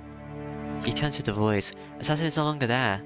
The only thing on the tree are the black keys and a small trace of blood. I've known him for a long time. I knew he was a spirit that used worms to tamper with this world. It would do no good to rip his body to pieces. In order to kill him, one would have to completely eradicate his body or attack the spirit itself, as you did there. I see. The Mages had a strong binding into the world, but he's vulnerable to the holy words of the Bible. Exorcist, huh? One might say you were Metazoka's natural enemy. The priest doesn't answer, but checks on his wounded body. The bleeding has stopped. He's out of his weapons, but he suffered no fatal wounds, and his strength should return once he rests for a few minutes. So what are you gonna do, assassin? Your master is gone. My holy words should have an effect on you, now that your source of magic energy is gone. I would assume so. My body will soon disappear. Without a master, I'm no different from the wandering spirits in this forest. My body will degrade to that of the lowly spirit within a day, and I shall disappear from this world. Correct. I can harm service without masters. So what will you do? Will you avenge your master? I'm not so foolish as that. He suffered defeat because of his own arrogance. It's not my fault. Are you going to take him? As your own servant? But still, something does not make sense, and that I must ask you. You must mean how, Zabina failed. I believe you obtained your own from, Shaitan, but it will have no effect on me, as long as it bears the name of the fallen angel. That arm punishes humans, though it cannot curse one of its own kind. As my heart is not human, it is strong against such a curse. And also, your heart was the same as that girl's. A homunculus? You must already be tainted. The priest doesn't answer. He merely smiles ironically. But how did you know? You cannot act as you did unless you knew my arm would have no effect on you. Your intention was to have me use my own phantasma, correct? Yes, I already knew about your arm, assassin. A cursed arm that creates an image of the target's heart and swaps it with the real heart. That's how you killed my servant. Then you... Yes, I watched till he died. It's natural that I knew about your arm. Your blunder was made the instant you killed Lancer. Damn, that was indeed a blunder. Assassin tuts in self-deprecation. His hostility disappears at the same time. He must be satisfied with the answer as he quickly retreats. So, he went to look for another master? I'd assume his next master would be Mata Sakura. That's no problem for the priest. It's fine as long as Mata Zoken doesn't kill Mata Sakura. Zoken wishes immortality. He can achieve his wish by having Sakura's body turned into the Holy Grail. The curse is the Holy Grail will not hatch if the old man's alive. The curse of the Holy Grail will not hatch. It's meaningless if Sakura becomes his tool. She needs to remain a master, because you will never find it. You were defective from birth. He gets dizzy. It must be because of the fatigue and loss of blood. The priest leans against the wall and closes his eyes. Bye-bye. It all happened 10 years ago. The defective from birth. The man did everything he could to escape the fact. Could do after accepting the fact. He couldn't understand morals, but he had common sense. So his teenage years was spent trying to overcome his own defect. But it never happened. That man's, perjuries and sufferings were entirely useless. And his final attempt was a woman. It's a simple story. Every human wishes to love one of the opposite sex, have a family and die peacefully. Even if one may, detest the peace, one can only dream about it. The man is no exception. This man. He wished for such a thing. Even though he left, he felt no fascination in it. He loved a woman trying to earn ordinary happiness. The man chose a woman with no future. She was terminally ill, only expected to live for a few years. Did he choose her because of that, or that was his only choice. He still doesn't know. Their life together lasted for about 2 years. The man tried to love the woman tried to love the man, did love him, and even had his child, but the result didn't change. It was because the man derived his happiness from the woman's suffering and his child's despair. The more he tried to love, the more the suffering saved him. The contradiction didn't make the man suffer. He doesn't even know if he suffered, but the more the woman tried to cure him, the more he wanted to see her grieve. Her grievance. The woman was a saint. She was sickly, but she was still a saint for him. It needs not to be said how faithful she was, or how deeply she understood his anger. That's why the man was in despair. No human will ever understand him or try to heal him, to her degree, and this woman still could not fill in the void within him. Then there's no need to live and question the right and wrong. He was born defective. His birth was some kind of mistake. He concluded that if his existence was a mistake, it is best to disappear, and he went to bid farewell to the woman before he died. He made his wife as an experiment, so his natural duty to go to tell of his end. The woman loved Kotamin. Kotamin tried to love the woman. That's all there is to this story. Then came relatively quickly. I could not love you. That's all the man said in the room made of stone. The young woman smiled. She was unable to stand up because her body was now composed of skin and bone. No, you do love me. With a smile, she took her own life. There was no way to stop her, and stopping her was meaningless. The woman had a fatal disease. She would eventually die. He knew that when he chose her. The woman covered in blood looked up at the man and smiled. See? You're crying. He wasn't crying, of course. It's just that the woman saw it that way. The woman used her death to prove to him that he could love, and that he deserved to live. The man silently left the room and broke away from the teachings of God. Yes, he suddenly felt sad, but not because she died. That man at the time thought, how terrible, if she was gonna die I wanted to kill her myself. He grieved over losing the chance to enjoy her death. It happened a long time ago. He can't remember her voice or her face, but sometimes he thinks, I wanted to kill her. Is that for his pleasure, or is it grief over wanting to kill the one he loved with his own hands? He cut off his thought process whenever the answer flickers in his head. It's something that should be hidden forever. The woman's death was meaningless. Her devotion couldn't change him. But the man didn't want to consider her death to be worthless, so he stopped searching for answers. It all happened long ago. The memory of the man who feeds on another's misfortune. The man later meets his nemesis, Emir Kirisugu, a midget that casts away what the man might have wanted. He opens his eyes. It seems he fell asleep. He checks his condition, starts to walk to catch up to Emir Shiro, and no, you can't go anywhere, because you die here. It's interrupted by a girl. Oh, you're dark and evil. She's completely changed. Her black outfit is her shadow. She's covered her body with her own dark magical energy. The amount of the presence of magical energy is beyond human capabilities. She's at the same level as a pure heroic spirit, the counter guardians. You're completely tainted, Master Sakura. You cannot change to that degree unless your mind is attuned to the curse, so you've accepted the fact that you're a human-eating monster. Even though the priest wishes it, he still criticizes the girl. As if to blame her for being intoxicated with her power. But is it wrong to be drunk with your own power? It can't be helped. I think I would have enjoyed it no longer if everyone was nicer to me. Oh, enjoyed what? Myself, priest-san. I finally understood now I hate this world. The Totaka found me that threw me away. Me trying to live without any trouble, my scary grandfather and my pitiful brother. The people finally living peacefully without knowing about my pain. I can't allow such a things now. I don't want to take my anger out on others. I know it's wrong, but I still think this way. Yes. I wonder what kind of face the people who haven't helped me will make when they realize I exist. The girl smiles as if it's a sacred pleasure. The priest doesn't change his expression. He keeps staring at the girl, as if regarding something foul. You have changed, Master Sakura. I saw your darkness was once of the qualities to adapt. Yes, I've changed. Another matter of Sakura that weak girl doesn't exist anymore. Yes, everyone tormented me until now, so I'm just getting back at them. The me who sat there and enjoyed is gone, she laughs. The old personality, the original matter of Sakura disappeared, and the other personality surfaced. That's the only logical reason for a change, but what are you talking about? You don't need to hide it, Master Sakura. The priest quickly denies it. Huh? What do you mean? I said there's no need to hide it. You're not another personality. You were swallowed by the mud and have become addicted to the violence, but you're still Master Sakura. You don't need to prepare another personality to excuse yourself.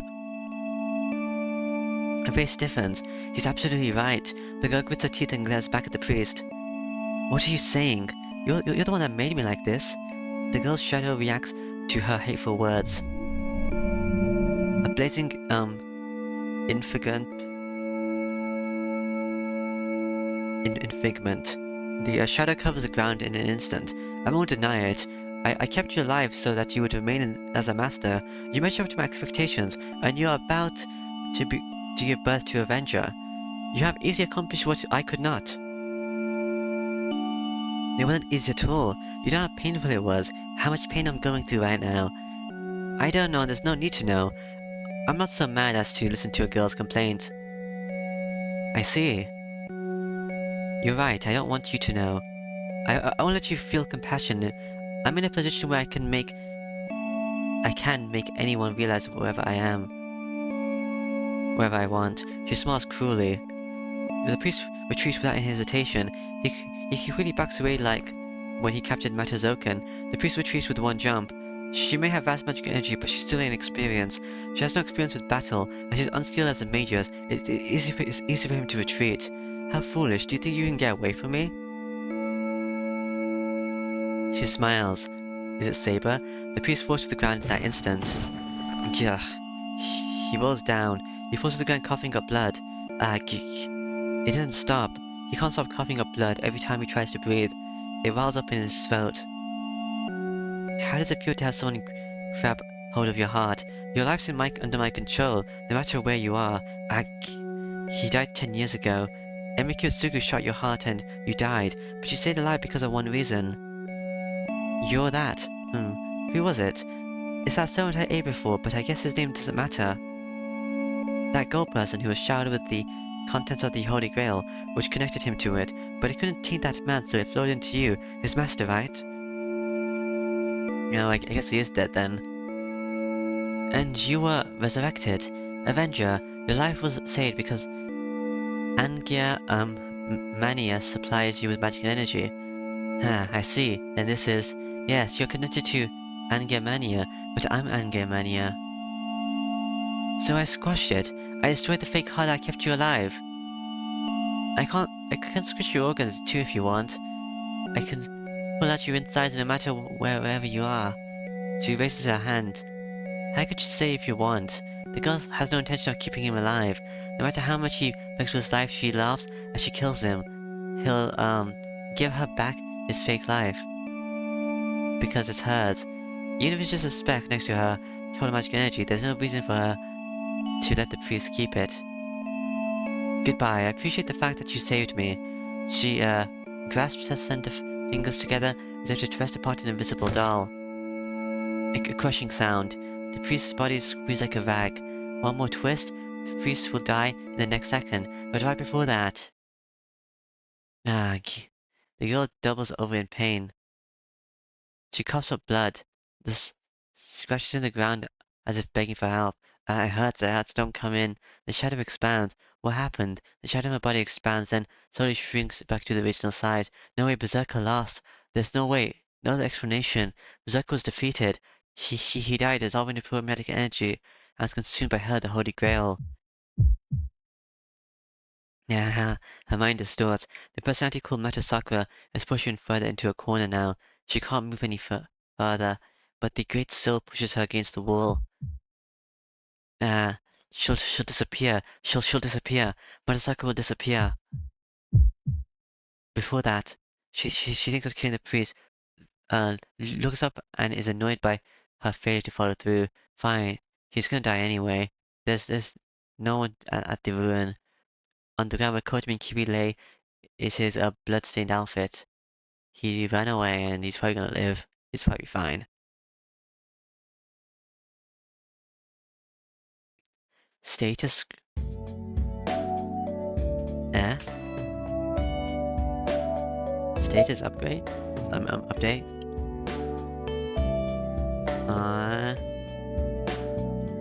This one didn't change either.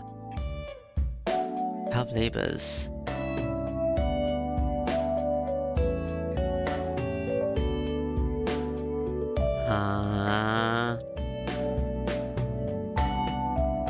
Divine protection from the wind. A curse handed psalm used to ward off storms. Self-remodeling sea. How well one can attach and fuse a totally different body part to their own.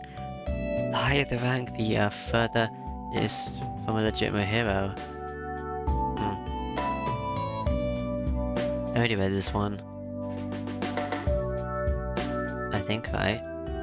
Hansen Saba, anti-hero, the leader of the Assassins organization. Yeah, I think I already read this.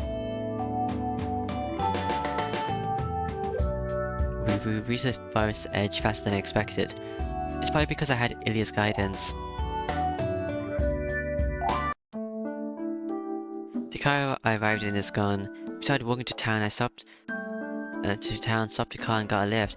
We both floated after running through the forest, making us look really suspicious. But I jumped out in front of the car to stop it, and Illya used suggestion on the driver to make him pick us up. Man, I never thought I'd get a ride like this. Yeah.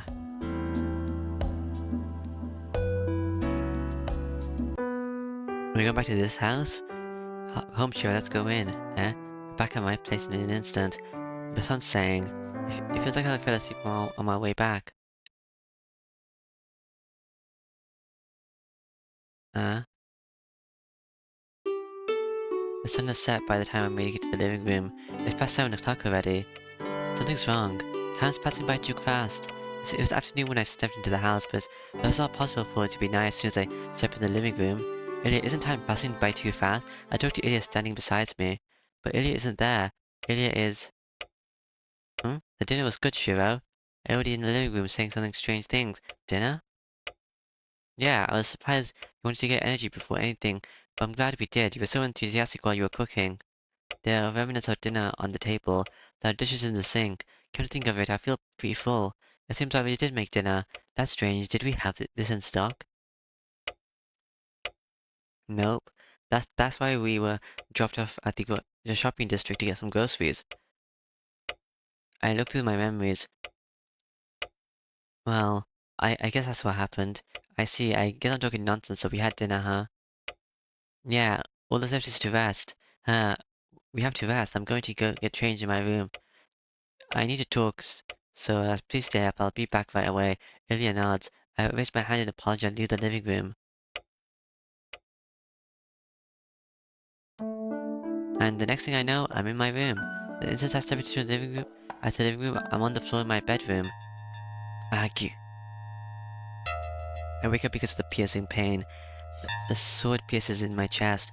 That's the first thing I imagine being because my chest is hot and numb, and it feels like my life is draining out from it.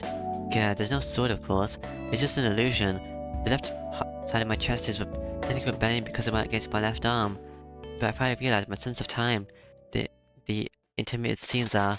It's not my sense of time that's hard. It's just that my mind is screwed up. It's not that I have no memory. I just can't recall the events into my brain.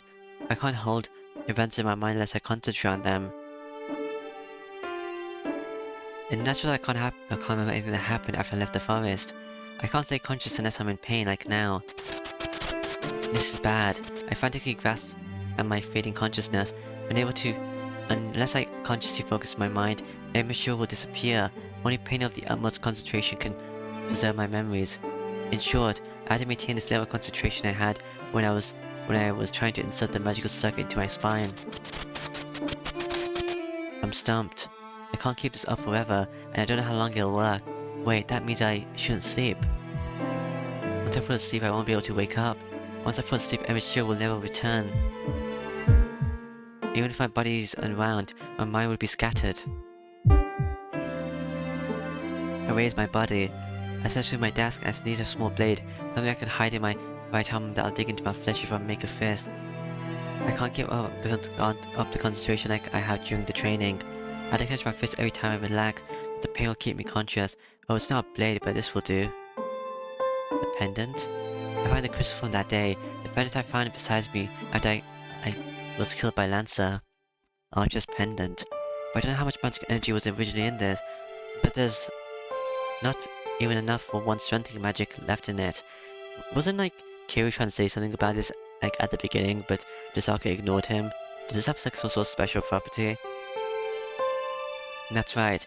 Now I can clearly think about who this pendant belongs to, and who could have saved me that night. After all, she was the only one other person at school that time. I don't know why she'd save me, but she wouldn't need a reason to save a life.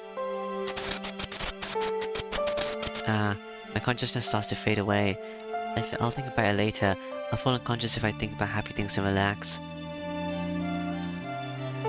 I check my condition. I release the seal on my left arm.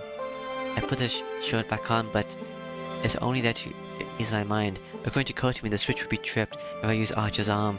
She said there'd be nothing I could do after that. But I can still move my body. The problem is my mind, but I can stay conscious as long as I stay awake. As for projection, I can probably project 3 more times using Archer's arm. I know I can manage it once. I'm scared about the second time. The third time will be fatal, and then my body will self-destruct, even if my mind's still alive. I close my eyes and strain my ears. I hear creaking sounds along with my heartbeat. The thing invading my body is from Archer's arm. It's getting hard to suppress his reality marble. The more you use his blade works, eventually an infinite number of blades will be created inside my body instead of outside. I don't even want to imagine what will happen. 1,000 blades will pierce my body from within, killing me instantly. Don't kidding me, I won't kill myself. I'm in a hopeless condition. I accept the whole situation. I reject the fact that as they stand. I won't die and I won't self-destruct. Not waking up after I fall asleep is just the product of my frightened imagination. I'll be saved. I'll be saved once I do everything I need to do. It's meaningless otherwise. I said I'll protect Sakura no matter what. So I just need to die selfishly. That's right. I have to contact Tasaka first. I don't have time. I have to go to her house. I'm worried about whether Kotomi's right, but he's not my ally anymore, so now that we saved Illya, I can't ask him for help again, but the promise to. It's past 9 o'clock. I thought I came back right away, but it's 2 hours already. Sorry to keep you waiting, Illya. I'm going to go to Sasaka's house, so let's go together. Rin's house? I don't mind, but why? We have to meet up with Sasaka, and I'm worried about how she's doing. Kotomi said she'd be here by tonight, but I can't really trust him. If she's doing well, I need to look after her. Oh, that's fine, but Shiro? Illya points to the wall. Then, I'm glad to know you're worrying about me. As you can see, I'm alright. But if you were that worried about me, I wish you'd have come to my house before heading off to the forest. Sasaka, when did you get here? I was here about an hour ago. I don't really what happened to you at the forest. Sasaka's in a bad mood, now she's angry. It seems she doesn't like the fact that I went to the forest without her. I can't help it, I thought I'd had to act as quickly as possible, and Illya was in serious danger. Right, Illya? Yeah, I wasn't locked up anywhere, but I could have been taken to the Holy Grail, the Great Holy Grail, and had my heart taken out at any time. Sasuke wanted to open the gate as soon as he took control of Sakura. I would be dead by now if Shiro and Kotomi had come a bit later. See, I wouldn't have made it if I'd waited for you. Who knows, so it all depends on Sakura, right? Tell me the truth, Illya. Oh, you can tell. Yeah, there was a bit more time. Sakura's strong, so she won't break easily. I think there's about 1 more day to spare until she lost herself and fell under Zoken's control. I thought so. You shouldn't pamper Shiro too much. A little strictness is just right for him. You're right. I'll be grateful if you see it to that. The two criticized me, but if the time limit was a day, I don't think we would have made it if I'd waited for Tasaka. I was faced with an important choice in the forest, but in exchange I'm able to regain the time the 3 of us can spend together. I concentrate hard, since I'm starting to relax. It seems the tension fades away during the conversation. Hold on, Illya. You said Sakura might last 1 more day, then the remaining time we have is half a day at most. No matter how hard Sakura tries, Avenger is about to be born. Once that happens, she'll completely change. Nobody can save Sakura. Nobody will be saved. Avenger? Sakura and I found it from the other strange word. Yeah, Avenger. Yes, Avenger is the 8th class in the heroic spirit. Is a violation that the Ensbund summoned by breaking the rules. That's what tainted the contents of the Holy Grail War.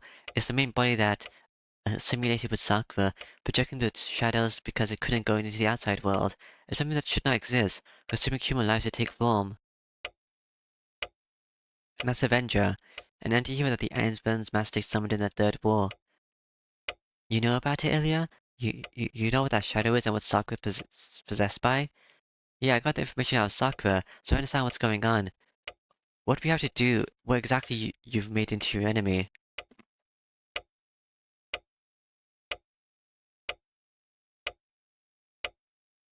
Illya closes her eyes once. Is that resignation? Illya sighs and stares at us. What I've had to talk about is the heart of the matter, and it's nothing that concerns you two, so you shouldn't be burdened with this. Shiro, Rin, as you two are the last masters in the Holy Grail War, I shall tell you the truth. Illya? Sasaka looks at Illya in surprise. I do likewise. Illya shows calmness and emptiness, as if she's someone else. Everything stated started 200 years ago. Now the journey of those who seek the Holy Grail began long before that, but 200 years ago, the ritual has begun in this land. I'll start from there. The Holy Grail grants any wish. Ensbund, Makai, and Osaka can cooperate to construct a ritual to summon the Holy Grail. That's how the Holy Grail War came to be. A murderous battle between 7 summoned servants to determine the ownership of the Holy Grail. Meiji, who was chosen as masters, becomes the host of the servants, and kill each other until only one Magus remains. And that's the ostensible reason for the Holy Grail War that you two know of. You don't look surprised, Rin. So you had some idea of it, huh? So what? Somewhat. I knew all along that was being used, but I didn't mind it too much. I'm reaping the benefits by using someone else's system. We're both using each other. I'm not stupid enough to get angry over something that's so trivial. Really then, I don't have to explain that the order is reversed. How about you, Shiro? Did you already know that the process of making the servants fight is unnecessary? Well, I did know. Servants are summoned by the Holy Grail. The heroic spirits are summoned to determine whether the summoner deserves the Holy Grail. Once summoned, they make a contract with the master to stay in this world and obtain the Holy Grail. Then they go out to defeat the other masters and servants. In and of itself, that's not a problem. But once I found out that defeated heroic spirits had absorbed into the Holy Grail, something felt off. Heroic spirit's servants are only a factor in determining which master is suited for the Holy Grail. So why they take it into the Holy Grail after their purpose has been served? So does that mean the heroic spirits are needed for the Holy Grail, and masters are just a tool to summon them? Right. In the ritual of the war, masters are merely recipients to summon the servants. Once they have done that, they can die at any time. The heroic spirits are the only ones needed to complete the Holy Grail. Heroic spirits are pure souls separated from the time axis. Though they are outside of this world's logic, they can still influence it. That's the power they needed. They try to exit into the outer world using that power. That's the real purpose of the Holy Grail in this land. The Holy Grail wars were waged to create a phenomenon, a miracle that is outside of human reach. That's a great ritual to attain immortality, that's said to have been lost by the Ensburns.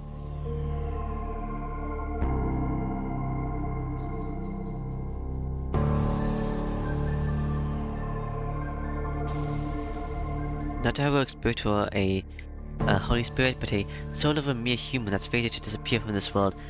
Bringing it about is an act of God. And the name of the miracle is Heaven's Feel. It's the golden cup that's the third of the 5 existing sorceries. Sorceries? You mean those sorceries? The air tenses up. It says that the Holy Grail is a ritual to perform a sorcery. Sorcery, a divine mystery that cannot be reached with magic, an impossible phenomenon that cannot be achieved by modern people. It's the ultimate goal of every magus, and those who achieve it are called sorcerers, with envy and awe. There are 5 sorceries acknowledged by the Magic Association. As I'm not in the Magic Association, I have no way to know, but I've heard that there are 5 sorceries, and they are there are about 4 sorcerers. Wait, so the third sorcery is the materialization of the soul, but summons are materialized souls too. No, the system does not use a part of the third sorcery, but the heroic spirits are summoned. Servants aren't alive as part of this world or time. It's too imperfect to be in the third sorcery, and heroic spirits can take form into this world without the help of sorcery, as long as they have the host. Heaven's Field is not a spell that duplicates a soul seated into the past. It's actually a spell to make the existence of a higher dimension that can take a soul that can take a spirit form and can still influence the world. It takes a soul and elevates it to the next level of life. Next step, that's certainly serious, but even though the details are different, sorceries are all a way to reach the origin. What does that have to do with the Holy Grail? Now, first of all, there's only one administrated land in Japan that can activate a sorcery. I know the ley lines in Fuyuki's first class, but there's not enough distortion to connect it to the origin. Right, it's not distorted enough to reach the origin. That's why you make a hole. If the path is obstructed, you have to destroy the wall itself, right? The Holy Grail Wall is the process of destroying the wall. The process of accumulating enough magical energy to grant any wish. But that's just a secondary matter for the Ensman family, and it was actually an advertisement to call for the sacrifices. The Ensman only needed a giant magic circuit that could store great amounts of magical energy without attracting the notice of the Magic Association. The head of the Tasaka family at that time cooperated with them. The country didn't receive much attention from the association, and there aren't many first-class lands that rank next to Osaka's land. Fuyuki City was almost a perfect test site, meaning meeting all the requirements. You should better figure out the rest. There are 2 kinds of Holy Grails that go in the Holy Grail War. The Holy Grail in this land, and the Ensman prepares. The former is a magic circle that uses the land administrated by the Tasaka. This is the Great Holy Grail War. The key that the Ensman family prepares for each ritual is called the Holy Grail. The Great Holy Grail administrates the system of the Holy Grail War. The Holy Grail collects the souls of the defeated heroic spirits and acts as the reactor core to activate the Great Holy Grail War. And once the Holy Grail collects enough souls to activate the Great Holy Grail, it uses the heroic spirit's soul to open a hole. The Great Holy Grail fixes the small hole created when the heroic spirits return to their origin place after their roles are fulfilled. This opens up the passage to the origin that the humans cannot reach. Of course, this is just the first step. Your wish isn't granted if the hole is open. The path to the origin is too far, but the one who obtains the Holy Grail gains access to unlimited magical energy. The other side has large quantities of unused mana, unlike anything seen on this side. For an ordinary mage, there's nothing short of a miracle. I see, so the Great Holy Grail is the magical circle which serves as the foundation, and the Holy Grail is the key to activate it. The Holy Grail Wars must occur on a 50-year cycle to accumulate enough mana to summon the heroic spirits. There's no way you can carry out such summoning with one person's magical energy. The Great Holy Grail War draws mana from the land slowly so as not to deplete it all, and once it's full, yes, it summons the heroic spirits as servants. But you need an incentive to summon the heroic spirits. They won't heed your call unless you give them what they want.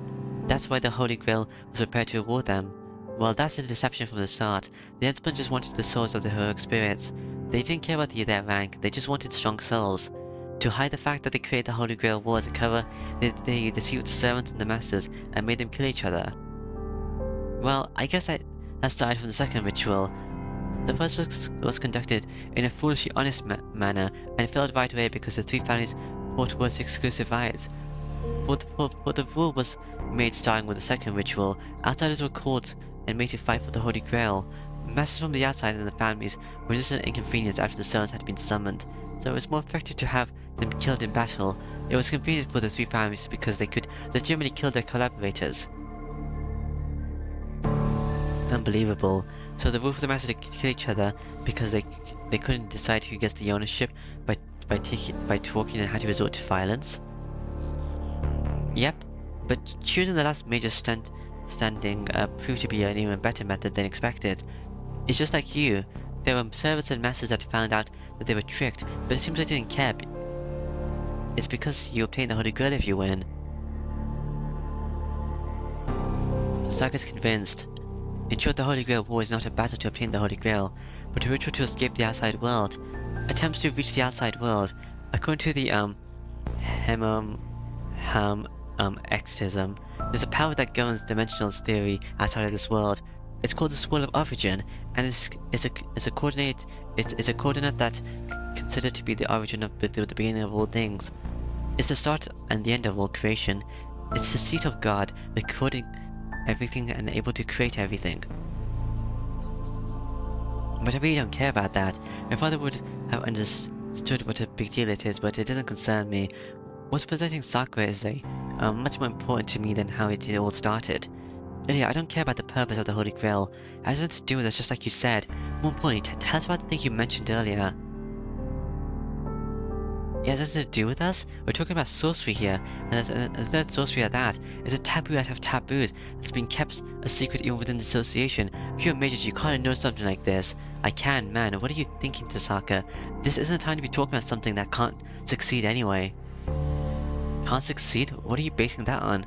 Hey now, I don't know why, but the Holy Grail has never had a victor. That means there's something wrong with the ritual. First of all, how would you explain what's happening to Sakura? If the Holy Grail is a path to sorcery, does that mean Sakura's like that because of sorcery? Maybe I convinced her because she shut her mouth.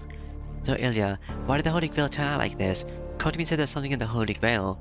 So is this the Avenger thing? And he's not in the Holy Grail? And he's not in the Holy Grail, Sakura or Illya, but in the magical circle you call the Great Holy Grail? Oh, Kotomi would know, wouldn't he? He's a mage tainted by the Avenger. Just like Sakura, he already knew what's inside the Holy Grail.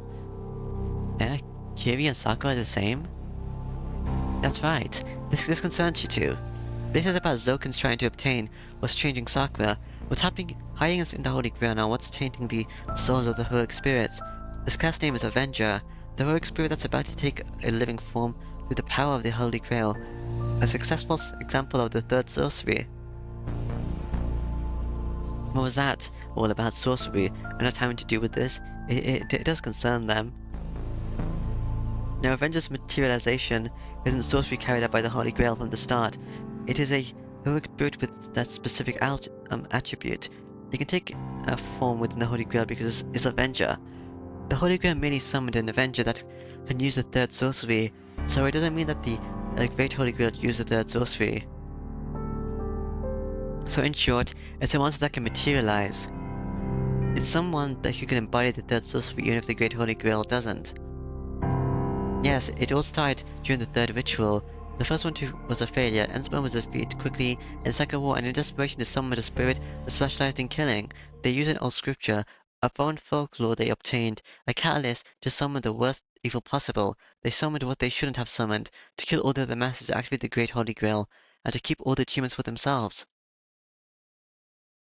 The spirit's name is Angya Manu, a murderous anti-hero that embodies every curse in this world. Angya Manu. Hold on. Angya Manu is the name of the ancient a Persian devil. It's the embodiment of evil, the greatest devil in Zoroastrianism.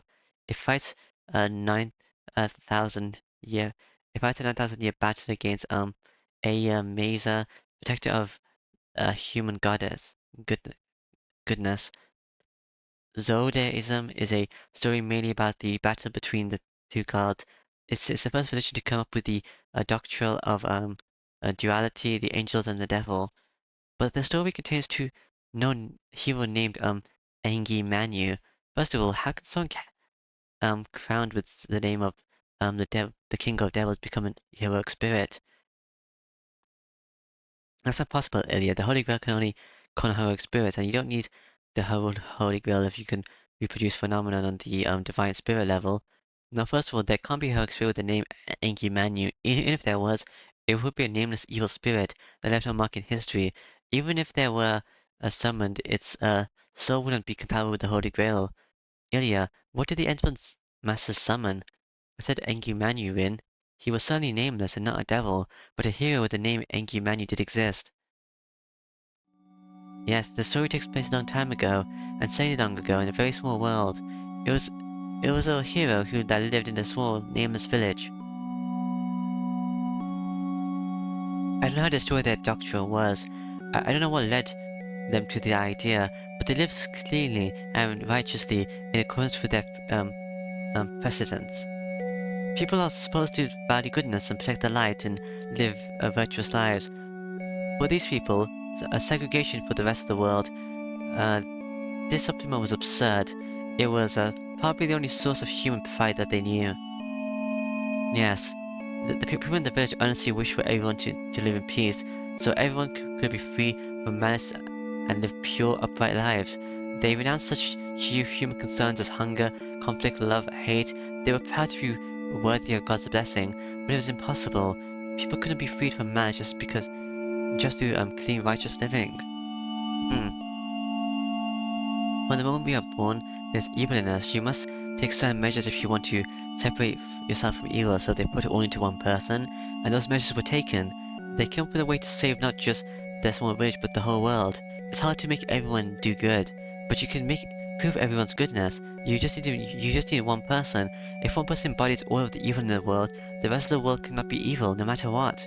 They seriously believe in such a simple childlike theory. When one man who was chosen as a sacrifice, they captured him and carved up every curse word onto his body, forced every sin imaginable onto him, and held him responsible for every evil in this world. That's all. A small world, but an ultimate evil was born in this one completed world.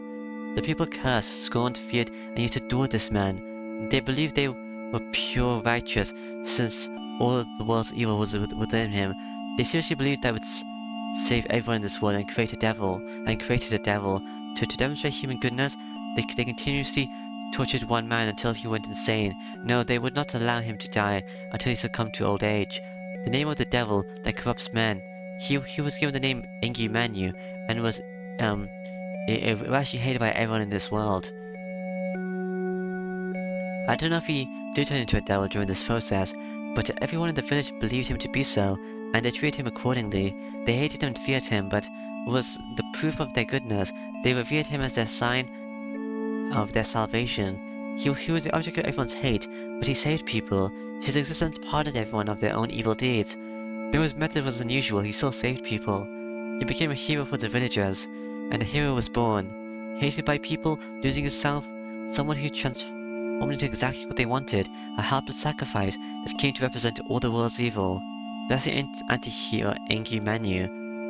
An ordinary person without any special ability that was determined to be all evil of the world. The evil of devils that approve of all 6 billion evils in Zoroastrianism. He's a curse made by a concept of ancient people. Illya finishes her story with no sign of bitterness or contempt. Anti-hero. Godwin introduced me to the term when the war started. But if Illya's story is true, the guy who turned it into Enki Manu is still burdened with all the sins. It's because that's his reason for existence. A heroic spirit who has 6 billion sins pushed onto him. If a guy like that is summoned, all that will happen is a big massacre. It would only be natural for him to hate people, and first of all, everyone around him establishes him to be evil, Enki Manu. So the man is using Sakura to take revenge on the people now to carry out the role people push onto him. So I understand the story of Avenger, Enki Manu. But why is he in the Holy Grail? He's just an ordinary person, right? Even if he's given a devil's name and treated like one, he's still just a human. That wouldn't turn into a monster capable of eating the entire town. Yeah, Enki Manu is a human. He was just an ordinary man, but he was supposed to become a heroic spirit, so there wasn't any problem originally. The Ensman family summoned Enki Manu in the Third Holy War, but the summoned heroic spirit was weak. The anti-hero was defeated in the early stages of the war, and the heroic spirit and the Holy Grail took him in. The master of Ensman agreed how this ordinary human could be a devil that destroyed the human world. Yes, the heroic spirit was merely human, a human that cursed the world. A human who cursed who everyone wanted to represent their evil, but he was inside the Holy Grail. So when the Holy Grail got all this power, his curses got all the power, right? But everything reversed instant he was taken into the Holy Grail. The Holy Grail grants wishes. When defeated, servants are reduced to raw magical energy and are taken into the Holy Grail to await their release. They lose their individual personalities and stay in the Holy Grail as an omnipotent power. But Enki Manu was different. He was the Holy Spirit that others wished for. He was intended to be evil, regardless of his personality. No way, could he? Yes, the Holy Grail grants every wish. He was a mere human, but he wasn't treated as one, so he was an embodiment of every people's wishes. So the instant Enki Manu was taken by the Holy Grail accepted a wish, an existence that should not be. The Holy Spirit, constructed from people's selfish wishes, was finally given flesh within the wish-granting Holy Grail. 500 years until the Makai and 1,000 until the ends burn are nothing. After all, he's an ideal human that has wished for since the Age of Gods, over 2,000 years ago. As what the shadow is, it finally obtained form as a heroic spirit. Enki Manu used servants' colorless magical energy to embody all evil of the world, waiting only to be evil. It slowly matured with an ability to curse all 6 billion people. Then what? The contents of the Holy Grail had already been tainted by him. The wish the Holy Grail advances over the town, and the fourth war took place only to store the magic energy needed to give him form. Yes, I don't know how much Kurasuke knew about the servant called Enki Manu, but believing the shadow leaking from it to be dangerous, he destroyed the Holy Grail, and his course of action was right. No matter what the previous Enki Manu was, the Enki Manu that formed inside the Holy Grail is real. It will become the greatest evil in this world, a devil that will kill every human being alive. Thanks to Kurasuke's resolve, Enki Manu was left unborn within the Holy Grail. Kotomin and Asakura received both parts of it. Zoken must have known that his servant was about to be born in the Holy Grail. That's why he implanted a piece of it in Sakura, creating a link between her and the servant. He made Sakura a master so that she can control the servant once it emerges. So is Enki Manu the thing that ate Gilgamesh in the last route? Since Gilgamesh was trying to open a gate, and I guess I stopped it in the first one before he could get out, or at least try to get out. No matter what Enki Manu is, he's still a servant. No servant, no matter how strong, can disobey his master. That's Zoken's plan. He wants to use Sakura to obtain Enki Manu. Hold on. Does that mean Sakura has a contract with this servant Avenger? Are you serious? Even if Sakura controls Enki Manu that way, she can't resist the taint of the magical energy. She's already changed that much when Enki Manu is still inside the Holy Grail, so her personality will disappear completely once it comes out. That being a master being a master won't matter. Am I gonna pass out? You guys are like fading away. That's fine. Zoken is worried about Sakura's personality. What matters to her isn't worried about Sakura's personality. What matters to him is her body and its connection to Enki Manu. He's planning to take over her empty body after her personality disappears. I don't think you know, but Zoken can take over anyone's body as long as the woman bearing his soul exists. That's how he stayed alive until now. From the start, Sakura was just a body to eventually possess. You guys are getting more thinky. Then what? That's the thing possessing Sakura. If that's changing her is a contract with servant, Zoken kidnapped me. Right, because he didn't want to let Sakura open the gate. He wants me to take the role of the Holy Grail, allowing him to take over Sakura's body once he becomes Enki Manu. I guess he plans to take over Enki Manu in time, since a soul given flesh is a living example of the third sorcery. It's like tainting a perfect god with one's old human desires. The definition of God's creation is something that's made from humans' wishes, but not affected by people's intentions. Well, I bet any god will turn into a devil if it reflects Zoka's personality. That must be why Kotomi considered him his enemy. I get it. That's enough, right, Ashiro? Huh? Sakura's voice brings me back to the present. It's not her. We know our enemy and we know Zokin's intentions. Then we don't even need to talk about the rest. Zokin's deceased. We don't need to talk about the rest, huh? She's right. What's in the Holy Grail? The disaster of 10 years ago will reproduce if it comes out. No, that's an understatement. He'll kill countless people if we let him be, yes. Sakura's creation will take many lives. I can't allow that. Then I have to stop it. I have to just do whatever it takes. Make whatever sacrifices I can to keep Sakura from being burdened with more deaths. Stop Engi Manu. I have to end the Holy Grail War before he emerges from the Holy Grail. No, I'm still gonna save Sakura. It's like my one goal for this route. I guess you understand now. We have to fight and win. And there are two ways to do this. Kill Sakura and give Manu his master before he comes out, or destroy the Holy Grail War before he comes out. Destroy the Great Holy Grail? Like the actual magical circuit? The former is the more certain method. Sakura and Zokin will surely get in our way if we try to destroy the Great Holy Grail, but we won't be able to do it without defeating them. So it's easier to defeat Sakura. Yeah, fight Sakura and separate it from Engi Manu. That's the easiest way, and plan's easy to understand. Oh, you have no problem with going after her? That's the only thing we can manage right now. If Engi Manu is what Illya says it's not something that humans can match. We lose the instant it comes out. Then we have to take the quickest and surest route.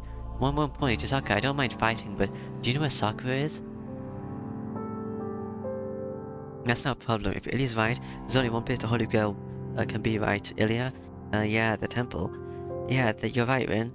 Engi Manu is about to be born, so Zokin is at the Great Holy Grail. The graded ley lines, the origin that was chosen by the three families 200 years ago. Enki Manu being conceived in the large cavern beneath the Ryido Temple. Under the Ryido Temple? That's where Sakura is. That's where we'll be heading. The place where the Holy Grail War will end. I take a deep breath and allow my tense mind to relax slightly. The cold pendant in my hand settles my thoughts. Fighting Sakura isn't lying. It's just that our methods are different. Sakura must tend to finish the war by killing Sakura, but I'll finish the war by saving Sakura's life. The body trembles. The household is beset by presents making the air feel like water and... Yeah, Sakura. Yeah, I don't know why you guys came here. You should just went into what's her face's house. Didn't we realize the presence is coming from the shadow? We went out into the yard. When we got into the yard, the whole world is covered by the shadow. My entire body is numbed with fear. The black shadow is standing in front of us. It can crush the house if it wants to. The difference in our power is obvious. It has transfigured to an existence that's unlike anything I've ever seen. The black shadow does nothing. It's not Sakura, but a shadow shaped like her. The real Sakura is under the Ryido Temple. That thing is in front of us is a virtual image. So you're sending this shadow instead of showing up yourself. You've gotten arrogant during this short time you've been away. Does she not hear the Sakura's publication, or does she not hear anything at all? Waving in the moonlight, her shadow looks lonely. Her eyes look at me, senpai, weak as if trying to reply like always and if to reach out, but I don't. What I must do is determined. I can't say anything to her, as doing so would weaken my resolve. She looks away. After hanging her head for a moment. Did you hear the whole story from Elisa Viol, Nisan? She confronts Chisaka with a cold voice.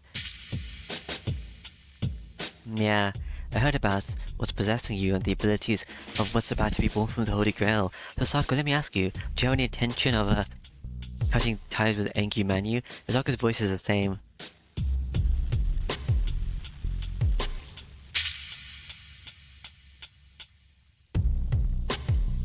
Completely cold, showing no concern for Sakura. No, as the weak me disappeared entirely, I was able to obtain this power, so I don't intend to let it go. I couldn't even if I wanted to. This is how Master Sakura has to live from now on. I see that one more thing. How complete is the servant you're boasting about? Illya said it's coming out soon, but what do you have to say as the mother? Is it already born? Of course not. When that happens, his town will be consumed in a second. I can't allow that. Senpai's still here, so I won't let him out as long as I still exist. Oh, so there's no reason for us to hurry, huh? So you're going to keep Enki Mangi inside as long as Shiro's with me? That's good, Shiro. Sakura seems well enough. Don't be ridiculous. You know how much longer I'm going to last. Please run away with Senpai. I won't last longer. I won't last long. I don't know when I'll disappear. I might only be able to hold out for one night. So I'm warning you before that. Nissan, please take Senpai and run away, far away. And then I can be at peace and take his life with mine. Sakura says that she's going to kill me in using her life. So Sakura trembles a bit. Is that because she believes her, or... You don't know when you're going to disappear, huh? You're wrong, you just don't know when you'll run out of patience. Nissan. Oh well, I don't know how you're gonna kill Engi Manu, but you can kill yourself without hesitation if I run away with Shiro. You'll kill the servant within the Holy Grail along with you, right? Yeah, so please run away. I don't want you to see me change. It's fun as long as Senpai gets away. So please don't come back to me anymore, Senpai. She's desperately begging us. Sakura Shadow can kill us at any time she wants, but it asks for salvation by letting us go. But I can't answer her with her wish. I can't leave Sakura run away, nor can I let her kill herself along with Engi Mangu and... Well, we'll go there, we'll go and kill you for sure. Sakura breaks away from her sister. What? What did you expect? Sasaka's mages. I can't ignore you, and I can't believe you, even if you say you'll kill yourself. Don't you get it, Sakura? You're not making any sense. You want to kill, but you're telling me to run. Geez, you're trying to act like a good girl because you're in front of Shiro. What? No, you can make a good face. That's what you should have done from the start. So is that all? Then get lost. You don't have to hurry since we'll go see you right away. Look, Sakura, I'll kill you with my own hands. Sakura declares with voice that contains kindness. Oh yeah, that's so kind. The shadow wavers. After freezing on the spot like a statue? Yes, I'll be waiting for you, Nissan. It smells violently and disappears. Alright. The shadow covering the house recedes. Sakura and I are the only ones remaining in the yard. Really? I get dizzy. I know it's concentrating, but it seems agitated. I've just seen Sakura's image. It seems Sakura's not the only one that's running out of time. Shiro? You heard that what Sakura said, but what are you gonna do? If you wanna run, I won't stop you, but if you do that I'll be after you. It'll be after you project the gem sword. You have to confirm with me, I won't run away, and I'll project the gem sword. We're cooperating, right? Then I'll follow up and doing things you can't do. I see, that's good, but do you understand, Shiro? Coming with me means killing Sakura. The same goes with the gem sword. You're going to prepare a weapon that I will use to kill her. I could just use the thing and stab her with it, as I said. And the gem sword thing is contradictory, but Sakura's out of control, and projecting the sword is a promise we made. If projecting the sword means we can't combat Sakura's shadow, then it's something we can definitely need to do. Oh, so yeah, I'm taking the opposite measure. I'm going to end this war by saving Sakura. I've decided to be Sakura's hero. Even if letting Sakura live doesn't mean killing everyone else, we don't know that yet. There should be a way to save Sakura and not let there be any more victims. I don't know about that. Sakura's already killed many people. Is it justice for you to save such a person, Shiro? And her inquiry is decisive. A sin I can't take myself out of. She puts into words and I finally... Dang, that's right. I'll protect it even if she's not human. I'm going to protect her from everything, including the parts of her that wants to kill us all. That's all I want to do. That's what it means to be someone's ally, right? I'm able to tell her what I think. Jeez, you really can just come out and say it. I'm not back feeling no shame. I see, well, I knew there was no point in arguing with you, but I didn't think it would go this far. You beat me. Hey, where are you going to, Sakura? I have to go prepare for the battle. Sakura gave us that warning because she doesn't really have time to spare, so I have to get ready quickly. That's true, but we were talking. We were done talking now. In short, you're going to save Sakura as long as you're still alive, right? Fine. Do as you want. I'm not going to say anything now. Go struggle to your heart's content. Huh? Where did her nervousness go? Sokka looks angry now. But don't get me wrong, this is an exchange for making the gem sword. I'll leave you in charge of Sokka as long as you're trying. I won't do anything until you can't move anymore. That's good, right? You might be able to save Sokka if you try hard enough. Does Sokka lose with that? The uneasiness in my chest goes away when thinking oppositely, but if Sokka still wants to save Sakura, then I can entrust her with Sakura. We both like her, then Sokka should be able to save Sakura. Maybe. It's 10 o'clock.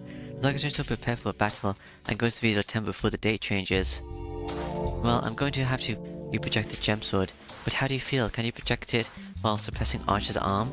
Oh, I see. But he hasn't told how I took off the shroud yet. Well, yeah.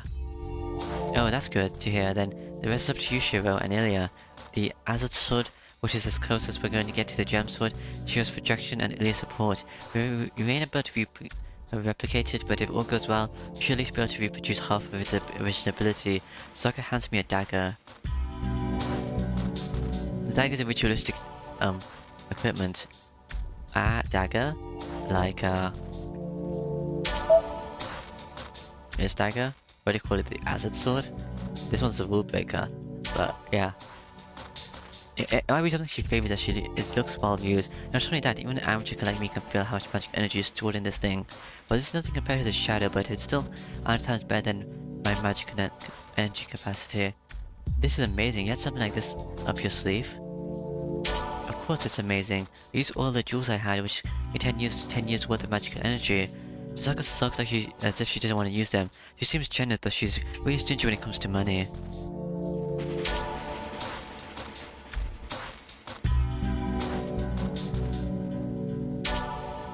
Doesn't that cost like 10 million or something? Well, that aside. But is it really okay, Tosaka? You don't have any left for yourself. You used up everything you have, right? I know you're still not recovering, but can you still fight? Well, I can manage to move around, but I haven't healed to the point where I can use magic again. Wait then. You don't need to worry. As long as you can project the gem sword, the sword has absurd power said to have even stopped the falling moon. I don't get what she means, but Tosaka has great confidence. Well, if you're so sure of herself, I won't worry either. Then let's start, Shiro. I'll take a long time to project that sword, even for you. But if I get started, all the date will change. You're right. So let's go back to your room. If we're not some place where you can relax, our chances are low. Tosaka heads to the living room. Oh, hold on, I'll do the projection in the shed, and I want to be alone with Illya while I do it. So can you wait in your room? Wait, have you breathing in case something happens, right? There's no need, it's a bother if you're here. Shiro gets distracted easily, so we might fail if you fail, and get his attention when it counts the most. Hey, that's rude, Illya. Tosaka complains with a sour look. She's not arguing back. Maybe because she can't deny the possibility that she'll screw up at a crucial moment. Alright, then I'll wait outside the shed. Is that right, Illya? I guess it can't be helped. That's the biggest compromise we can make.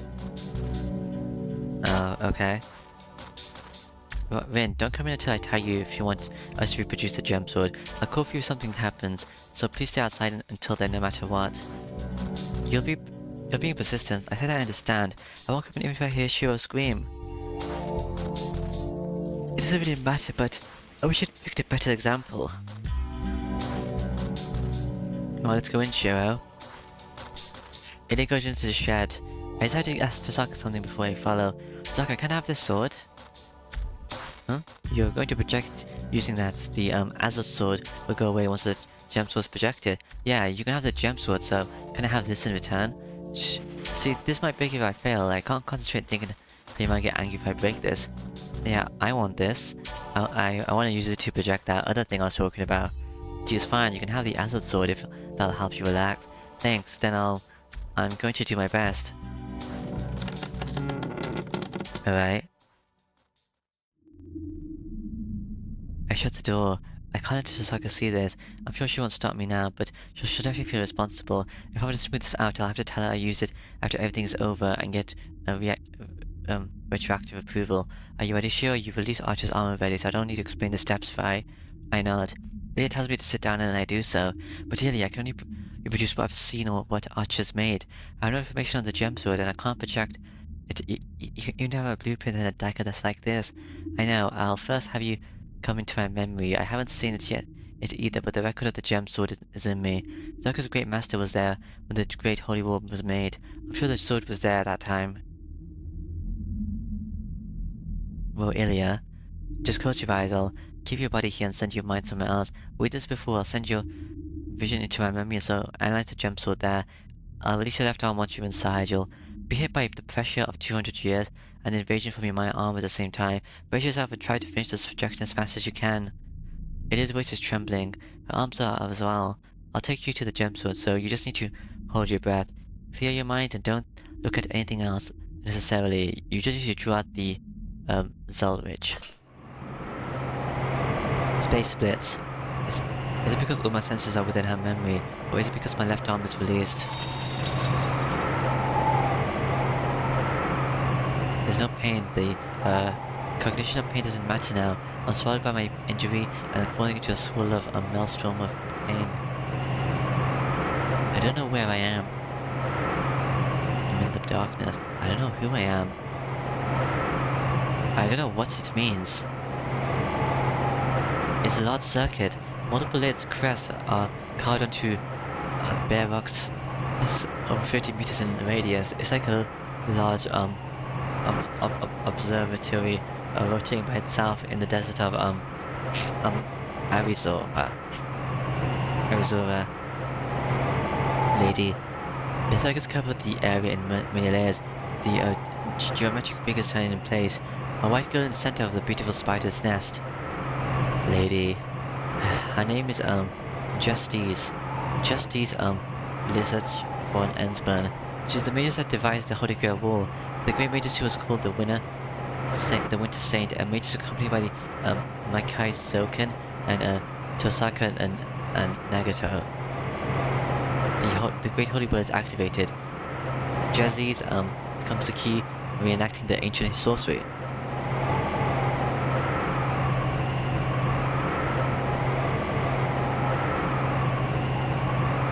Is the Holy Grail just a Holy Grail without her? How will it need for heaven's feel? The old man knows as well as Mikai and Tosaka do that the Holy Grail is a mere wish bringer. My vision narrows, the world expands. I concentrate on something that needless I did, so my body was ripped in half. The world is too big for this small body. I'll eventually see nothing. The process behind this 200-year-old ritual doesn't matter. There's only one thing I need to look at. I concentrate on the man standing in front of the Holy Grail. I concentrate on the dagger in his hand.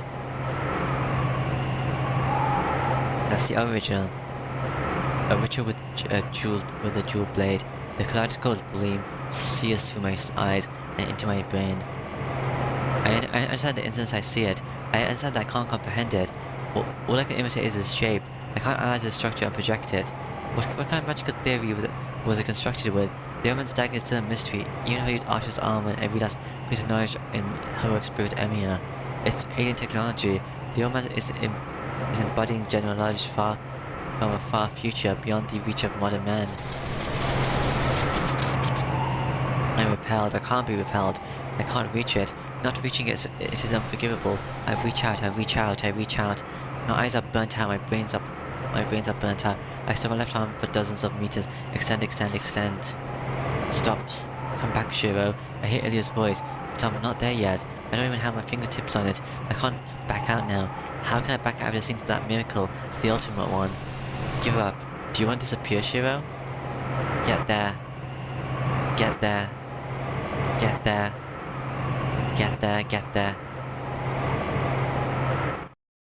Ah, I'm upside down. I'm downside up. Shiro? Did I jump myself, or was I pushed back or something? I'm flying and I land on my back. Aggie, my left arm pain, my tongue, my fingers, my trembling bones. Aggie. Stay, Strode. Aggie. The knife stabs me from the side. It's so uncomfortable that I repelled the one reading it. Ow, ouch. And I realized I just punched Illya.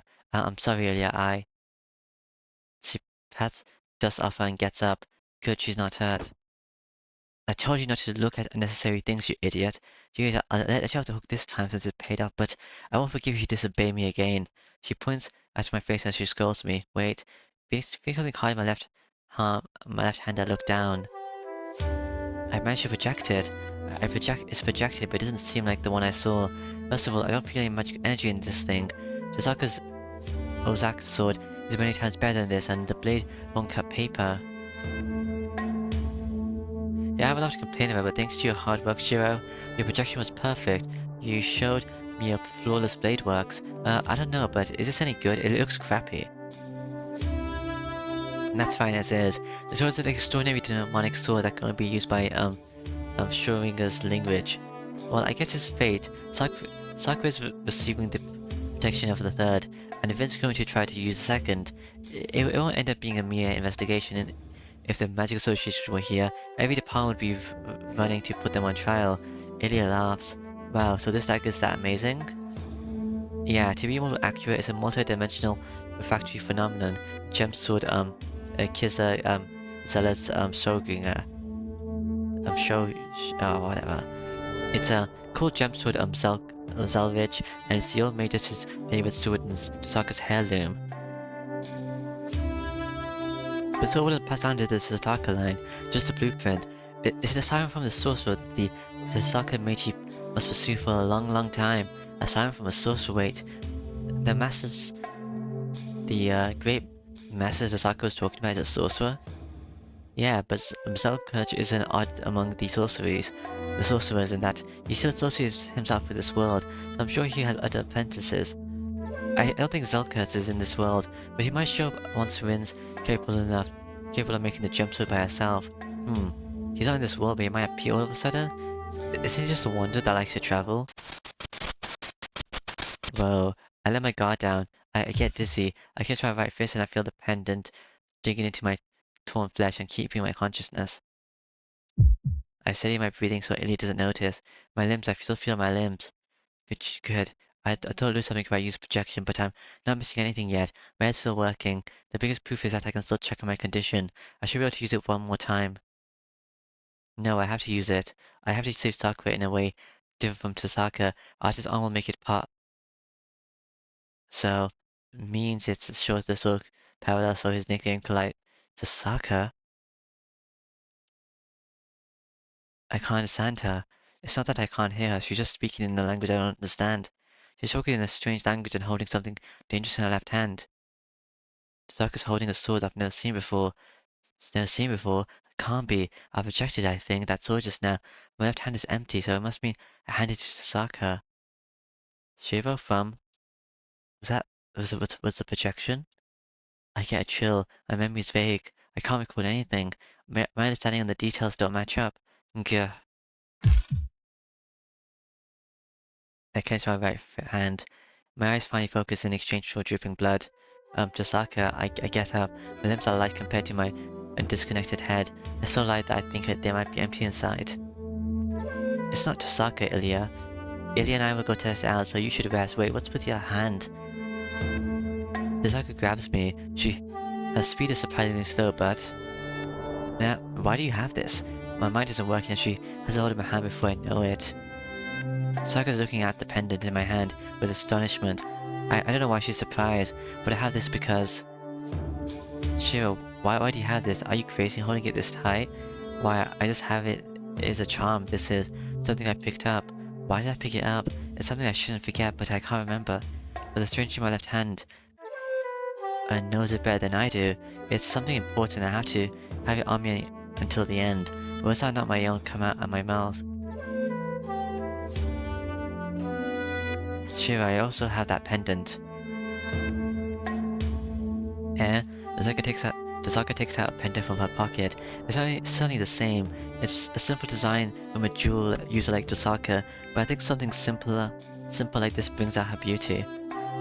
Wow, they're the same. I nod back. No, mine's empty, but there's still a little left in yours. It's not significant, but I'm sure there's a meaning behind the usage of it. keep that. It might come in handy. Oh? Tazaka puts a pendant away and walks away with Illya. Hey Tazaka, where are you going? I need to talk to Illya. I'll let you rest for an hour, so stay in your room. And I get seriously mad if you don't treat your hand right away. Tazaka's bad temper borders on our hostility. Tazaka's so mean, unnecessarily. What's wrong with her? She takes Illya, who follows her without a word. Huh?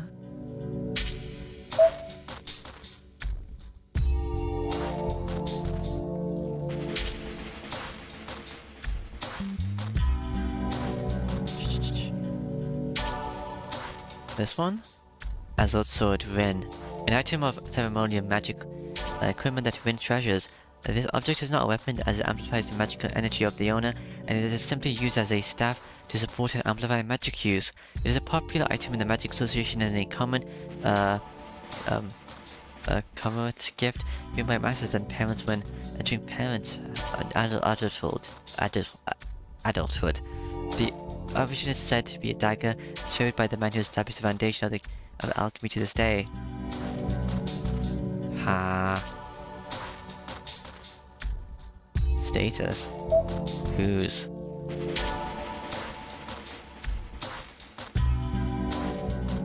Archers? Oh my god, it's Illya kun. I can't believe this.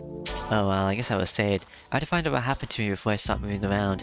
I'm still conscious. I can figure out the situation if I don't let my guard down. So why am I here? I think about why I'm here in the shed. Sakura's warning. Sakura warned us to run, and Tazaka said she'll fight, then that's why we have to go beneath the Rito Temple. So why am I lying in the shed when we have to go to Rito Temple? I'm on the ground. I realize I'm inside the shed. My right arm is hurting. Next time my consciousness is back. Damn, police have to get it, idiot. I get up and check out how my limbs are doing. Don't lose spirit. I'm certainly losing something at a hopeless speed, but it's not fatal. At the very least, I should be able to fight normally until the day dawns. You're careful. Do you recognize me, Shiro? Illya?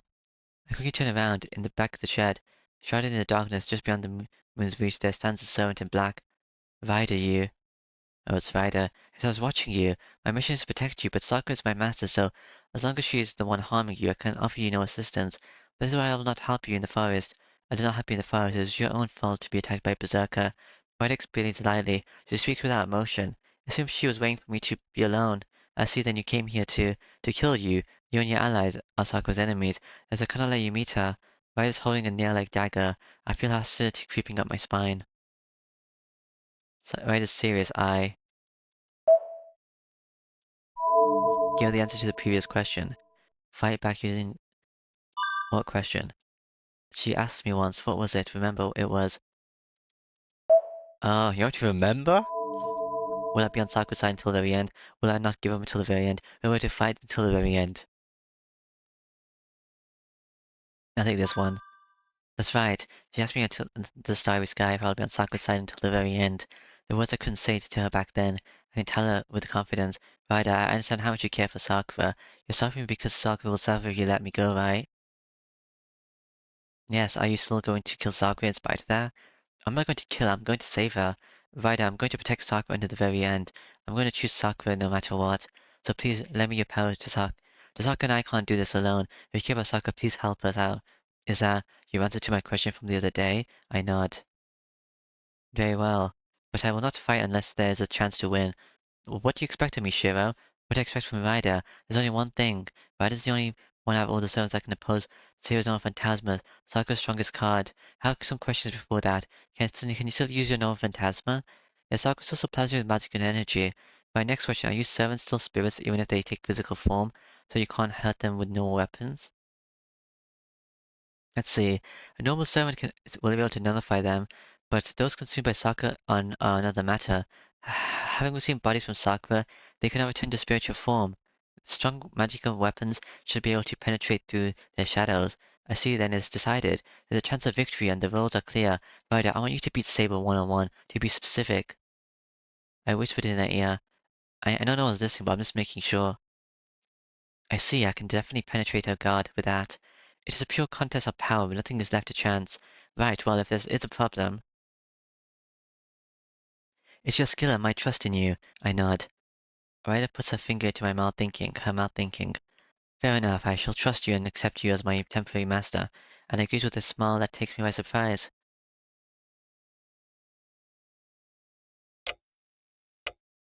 The clock strikes midnight. It's 12 o'clock, the promised time. I wrapped the azure sword with cloth and tuck it under my arm. This is my only weapon. The only other thing I am taking is the pendant. Is the day not changing? Shiro, Vin's calling for you. She's waiting outside, so she wants to meet up there as soon as you're ready. Illya goes to stay here. It's partially because Zokin's after her, but I'm also having her stay because she's my hope. I see, so she's out here, huh? Yes, she looks like she wanted you to come out quickly, so she'll probably scold you if you don't go hurry. I don't want to talk to her. I nod and get up. There's no pain in my left arm now. It's just that my human functionality is eroding. I really don't want to talk with her. Do I have to? I can't tell what I'm doing. I stand still. Then I'm going. Be careful, Illya. See you later, Shiro. Please come home with Sakura and Rin before the day breaks. I wave goodbye to her and leave.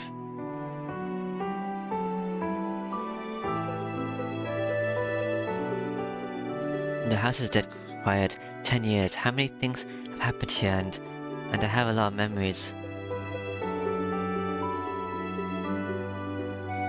This has just happened recently. A morning scene that was part of my life for a year and a half.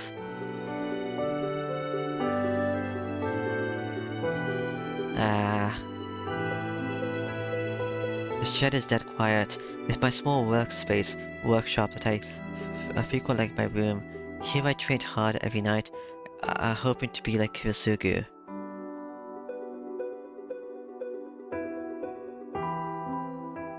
She would wake me up from time to time when I slept in. I feel like it happened long ago, but I even remember how the air smelled. What? The room is dead quiet. A room that was once only used for the past couple days. I don't have any memories here.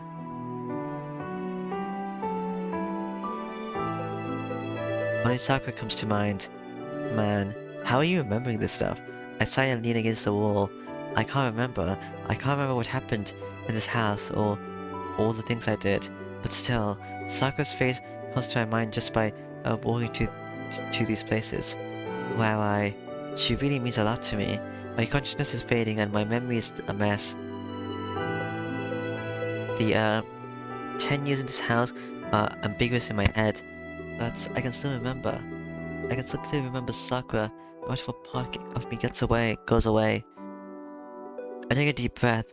What must be done has to be determined from the start. Alright, let's go, Sakura. Taking a firm grip of my consciousness, I leave Sakura's room. There's nothing left. We once made a promise here. We knew it wouldn't come true, but we encouraged each other. I'll do it again. What was that small hope used for?